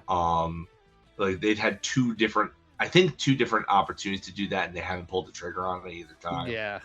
But with this, especially with the non-title victory, and then the showing that she put in here, her dethroning Athena makes sense, and it would be a great thing, a great accolade, something to put on her resume. She was the one who defeated the Forever Champ. That said, nobody watches Ring of Honor. Yeah. So it's like, if that's how we get Athena to the main roster, I mean, yeah, I'll take it. But like, I think we have to I can't help but wonder if maybe we're doing a disservice to Maya Worlds if we don't keep her on the main roster and push her. Like, honestly, if it's me, I'm running I'm at least considering running an injury angle on one of the survival of the fittest participants, and they need a replacement. You put Maya World in there, and they have her win the TBS title. You could. I wouldn't be wrong. I wouldn't be mad at that at all. Like I'm on. Like I said, I'm as it is. I'm on Team Aminata right now, but like, if they did that, I definitely wouldn't complain. Yeah. At least that way, you're still kind of taking the momentum that she has and trying to utilize it while you still have it. Yeah. After that, though, we go to Athena with Renee Paquette, like out in the crowd, and this though kind of telegraphs to me that maybe Maya does take the title from Athena. That's why I brought it up. It's like, why would you even do this with Athena if it wasn't going to be setting it up? Yeah. Normally they don't do anything with the Ring of Honor stuff on the main pay-per-view cards. They made a point to do this here. Yeah. So I think that's what's going to happen. I think that's on the docket. I mean, this could be a marketing thing. Like, hey, we just we just showed everybody, like, hey, you like her, you want to watch her. She's about to take on Athena in ROH. Maybe it draws eyes to ROH. Hopefully it draws more.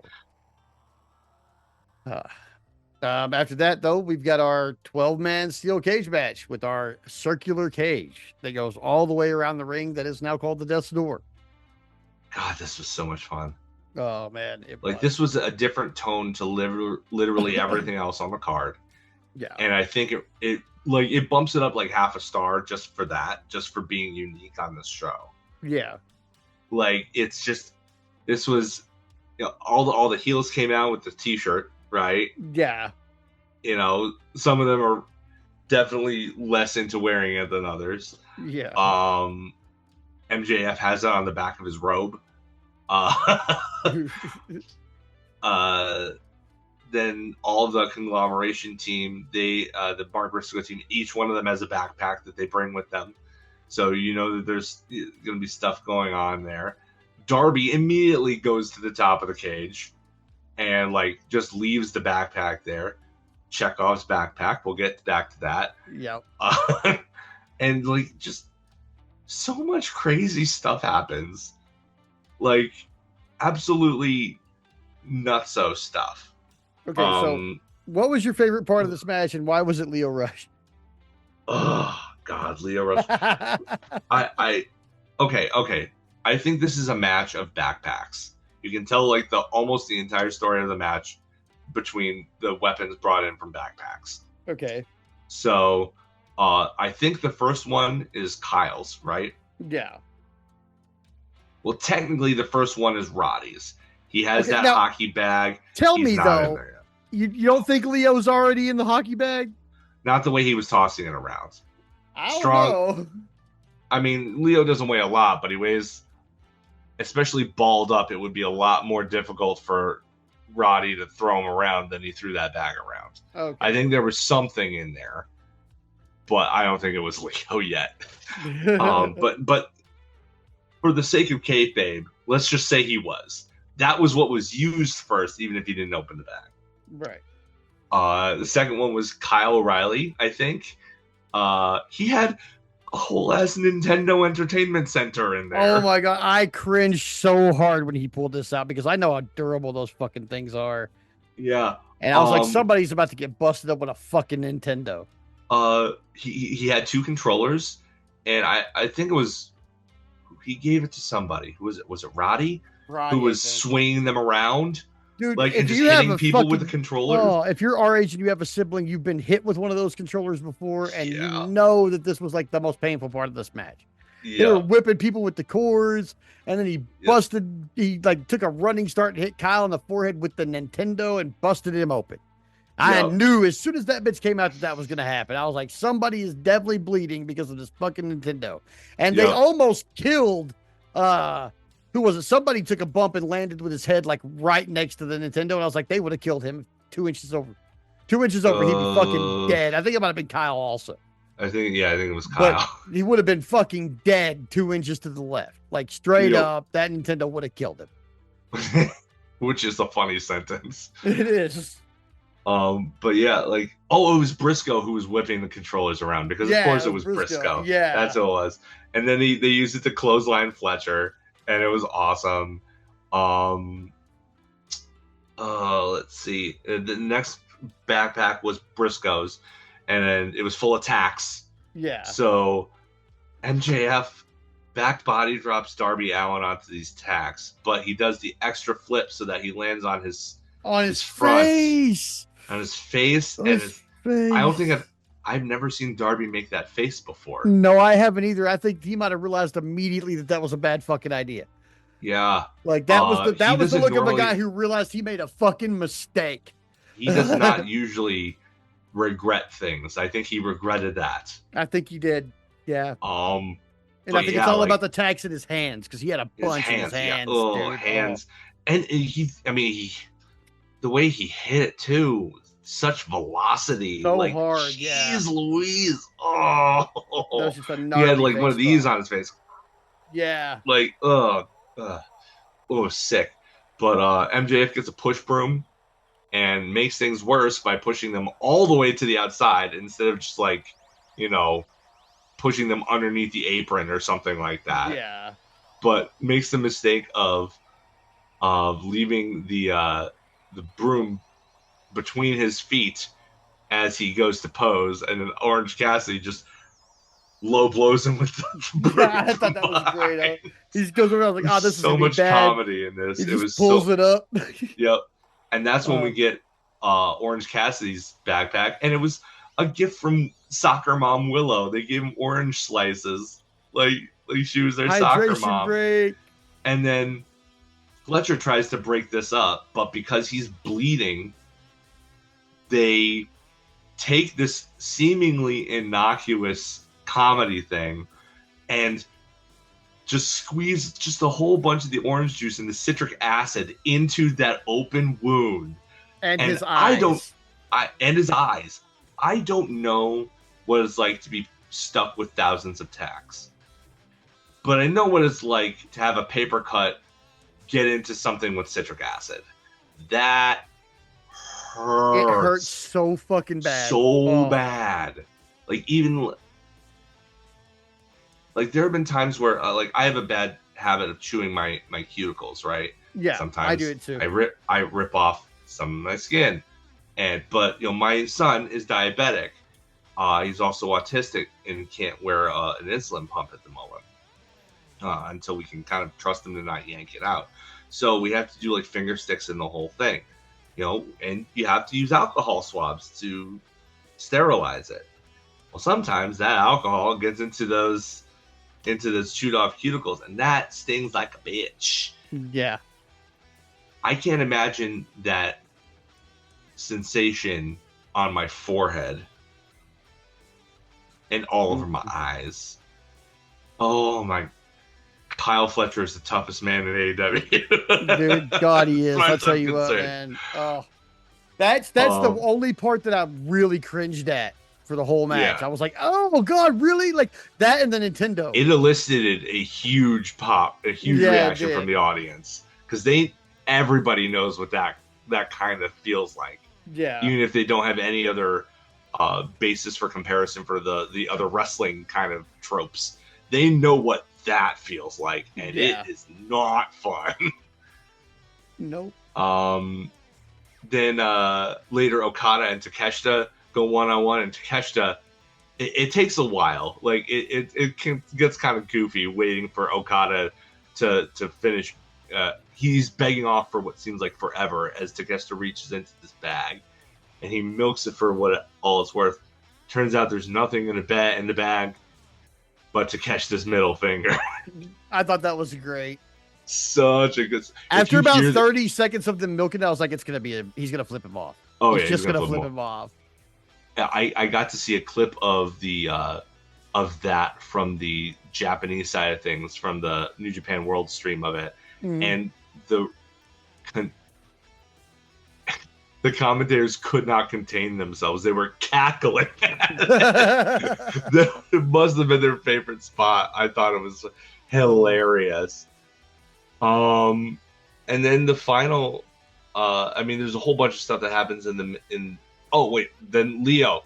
Then you open the bag and there's Leo, and he's creeping everybody else out.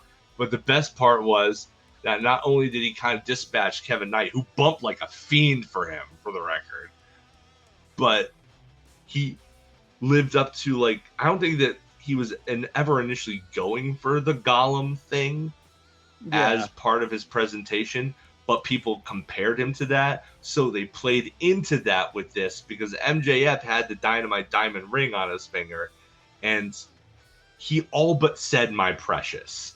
Like, it was fantastic. Like, he wanted the ring from MJF, who's like, he looks down at it and he like holds up his finger in one direction, and Leo like follows it, and then the other direction, and he follows. Like, great comedy stuff, and Leo was so over. Yeah. This crowd adored everything that he did. But he gets hit with a Rainmaker and then put back in the bag, and then they do a poor job of it, but they chain him up in the bag so that he can't get out because nobody wants, because everybody's so creeped out by him. Oh my god, it was hilarious. And then the final Kevin Knight, to avoid Darby Allin, jumps from the turnbuckle to the cage, nearly falls off the cage because he can't hold on. He almost ate his shit there. I was like, oh no. Thank God he recovered, but he pulls himself up to the top, and he sees the backpack that Darby laid there earlier. And then below that backpack, is a bunch of tables with the painting of Don Callis and MJF on them, for the record. Yeah. I don't know why they had tables made of that, but whatever. I don't either. But he goes to open the bag thinking that, he's going to use Darby's weapon against him. Darby, who followed him up to the top of the cage.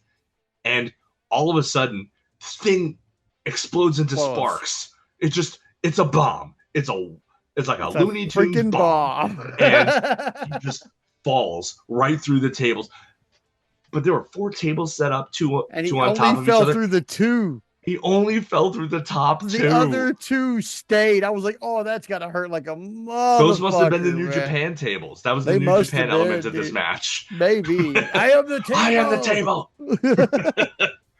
And, like, everything, like, just so much cool stuff. Like, this, honestly, now that I'm thinking about it, I can remember more of this match than anything else. This must be my favorite match on the show. I'm thinking that being, my favorite, yeah, now that I'm rethinking it. But the best part comes when, towards the end, though, when MJF is in the ring with Mark Briscoe. He's got him at his mercy after Doyle saved him from a J Driller. Yeah. Doyle offers to hold Briscoe up so that MJF can hit him with the Dynamite Diamond. But MJF, being MJF, sees Andrade in the corner and is like, nah, I want him to do it. Because he and Andrade don't like each other, and he wants to throw his weight around and make Andrade, show Andrade who's boss. Andrade initially doesn't want to do it, but decides to do it anyway. So he holds up Mark Briscoe. But as soon as MJF winds up, he shoves Mark Briscoe out of the way and then hits him with the Dia de los Muertos. And the look on Jake Doyle's face is just like the most dumbfounded look. It was great. And then he rips off the shirt, and underneath, because he had worn the t-shirt on the outside over a button-up shirt. He must have been sweltering in that getup, by the way. He had way too many layers on for San Jose in a wrestling match. But he takes off that, and the shirt underneath says, "Fuck Don and fuck MJF." And the crowd goes ballistic. Absolute insanity. He sets up Jake Doyle for Mark Briscoe. He hits a J Driller, 1, 2, 3, baby faces win. Andrade's turned babyface. He walks off, and it's the best. It's good. It's the best. Yeah. One thing we forgot to mention is that Leo and Andrade came face to face in the ring. Oh. And Leo's like, "It's fine," and Andrade's like, "How you know?" And he's like, "It's fine." He's like, "How you know?" Oh, I loved that spot. I love wrestling. Hilarious. I love professional wrestling. It's the best thing ever. It really love is. It so much, and we haven't even gotten to the main event yet. No, and okay, so we're at the main event now, Wow. and I'll say this: I have seen a bunch of people say that this is the best match AEW's ever done. I do not agree with that. I think it's up there. It is fucking up there. It is definitely a match of the year contender. All of that. I don't think it's the very best match they've ever done, but by God, I am not going to say it was bad, because it was not. It was fucking so good. It was so fucking good. It was. I'm going to heap praise on this match. Y'all are going to think maybe he really did think it was the best match AEW. No, that's not the case. But I did think it was fucking fantastic. This was a 6-star scale breaker, no questions asked. If Dave Meltzer does not give this at least 6 stars, I may grab him up by the fucking nose next time I see him. I'm not even playing. There's at least 3 matches on this show that deserve 5+. And this is one of them.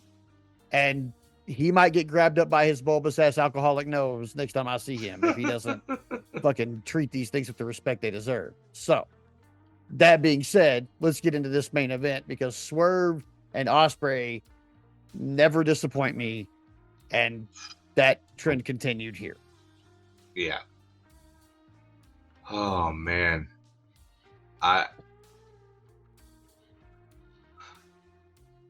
The whole story of this was, how far are you willing to take it?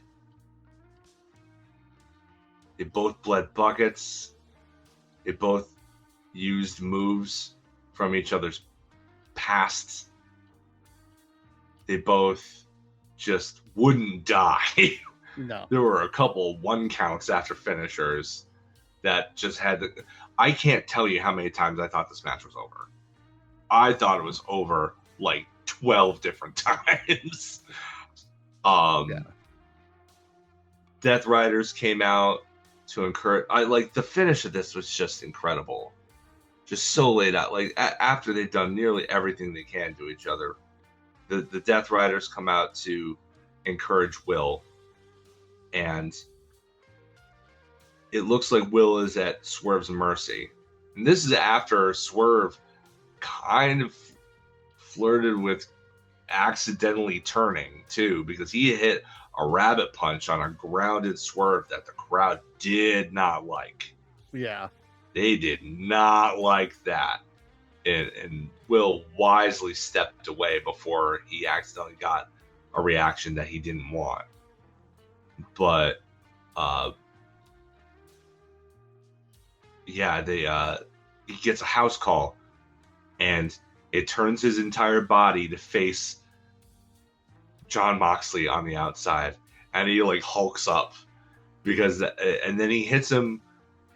He hits him with, what is it initially? I can't remember. I think it was a hidden blade, and then I think it was a buckshot lariat turned into a hidden blade.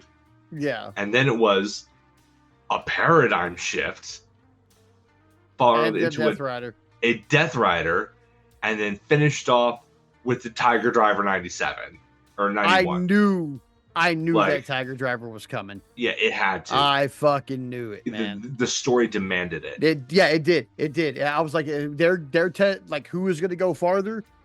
Will Ospreay's going to do a Tiger Driver. That's how we're going to end this, because that is his like be all end all. I don't even like to do this, but I know it will stop you. Yep. And he said that before. He is there. That the lore supports this. He has gone in the ring and said, I don't like doing that move. I know it's dangerous to the point where like it's way beyond a finisher. It is a career killer. Yeah. He knows that that's what that move will do to somebody. And when you kind of start putting two together over the course of this, when they got face to face last week and said, you know, like, you're not standing in my way, I immediately was like, Ospreay's going to Tiger Driver this motherfucker. Yep. After not using it for a year and a half. Been over a year. Yeah. Like he used it against Danielson, and they used that as the impetus for him struggling to use it. Yeah. And he wanted to use it against Swerve in his world title match with him 2 years ago at Forbidden Door. And he couldn't pull the trigger. And that was instrumental, if I'm not mistaken, if I'm remembering correctly, it was instrumental in him losing to Swerve that time. Yeah. Because he couldn't do it. So this brings that full circle. Yeah. Just there's nothing I can say that'll do it justice. You just have to watch it. No, yeah, this is one. If you're listening, you haven't seen this match, you have to watch this. You have to watch. Go back and watch this whole pay-per-view. Spend the fucking. It's imperative. It is guaranteed. What's the word I'm looking for? It is mandatory watching. It's mandatory. Yeah. You need to see this match in order to make sense of Will Ospreay's story, where the Death Rider's going. I mean, and even then, there's still questions, but like this is brought certain aspects of that full circle. It's going to lead to Will Ospreay being crowned the next, well, maybe not the very next, but the world champion in England at All In Wembley. Yeah. 100%. So you need to see it. You need to see the sacrifices that were made, the struggles that were gone through. This is the second year in a row where the Owen has been just so important. Yeah. Just so heavily. It's the biggest thing of the year. Like, the C2 is awesome. It's like the best time of the calendar year for if you're a sicko. But in terms of storyline importance, the tournament with the real juice is the Owen. Yeah. And I can't, like, last year Hanger versus Ospreay was so good, and I don't know if this was better or not. I don't, because that match was damn near perfect. But it's a different context, you know? Yeah. Like, this is a completely different context now. So, different X factors involved. So, I don't know. It is ultimately a subjective art form. So, you tell us what you thought was better for what reasons. I'm not going to argue anybody for their opinion on this one because I can't make up my mind. But like, I feel like this is obligate viewing for the continuation of people's AEW fandom. I feel like this is going to have reverberations for years to come. Like, it just seemed like a pivotal moment in the history of AEW as we were watching it. Yeah. So. Man, I don't say this very often, y'all, but I'm watching this pay-per-view again. I'm gonna watch it again. Like, it's so good. It's hard to argue against this one. This one was so good. Y'all just heard me talk about a bunch of stuff I didn't like, but I really think compared to what I did like, it's minuscule, honestly. Yeah. So yeah, I would recommend, if you haven't watched this, go watch it. If you have watched it, go watch it again. You know you wanna, because I do. Yeah, I definitely do. Tracy didn't see it. I have to show her. Like, oh yeah, she's gonna lose her mind over some of this stuff. Like, Katie was in it with me, man. She was sitting right next to me the whole time, just like just in it. So yeah, and yeah, great fucking pay-per-view, A+ all the way. It was fantastic. With that said, that's our week of wrestling and our season 1. What a week it was. What a week it was, and our season 5 premiere in the can. Thanks everybody for listening. We want to thank our sponsors, Prognostic Pedals and Team Disaster Plan and Weirwood the band. You are hearing some new music behind us this week. That is a brand new album from Weirwood called Searching High and Lo-Fi, which was released June 5th. It is a 5-song EP of lo-fi instrumental drums by yours truly. And it also has a companion book available on Amazon now. That is a short story written by each member of the band that goes along with each one of the songs. So if you want to catch that, I'm also a published author now, suddenly. So that's also called Searching High and Lo-Fi Stories. You can find that on Amazon. You can get physical copies of the record if you want them, but it is streaming on all platforms. So if you've got a platform that streams anything, it's there. Weirwood, WIERWOOD. Also, thanks Garrett Deming for our amazing opening and closing theme. That's never going to change. And then, thanks again, everybody, for listening. Keep your head on out there. I don't know what's going on out there. It's getting shitty. Just be safe out there, guys. And as always, stay cool. Guys. Yeah, stay cool. It's fucking hot out there. Yeah. It's disrespectfully hot. Stay cool. And but can't tell me global climate change ain't real. Yeah, but don't stay cool with ice because fuck ice. Yeah, fuck ice. And we will see y'all next week. Peace.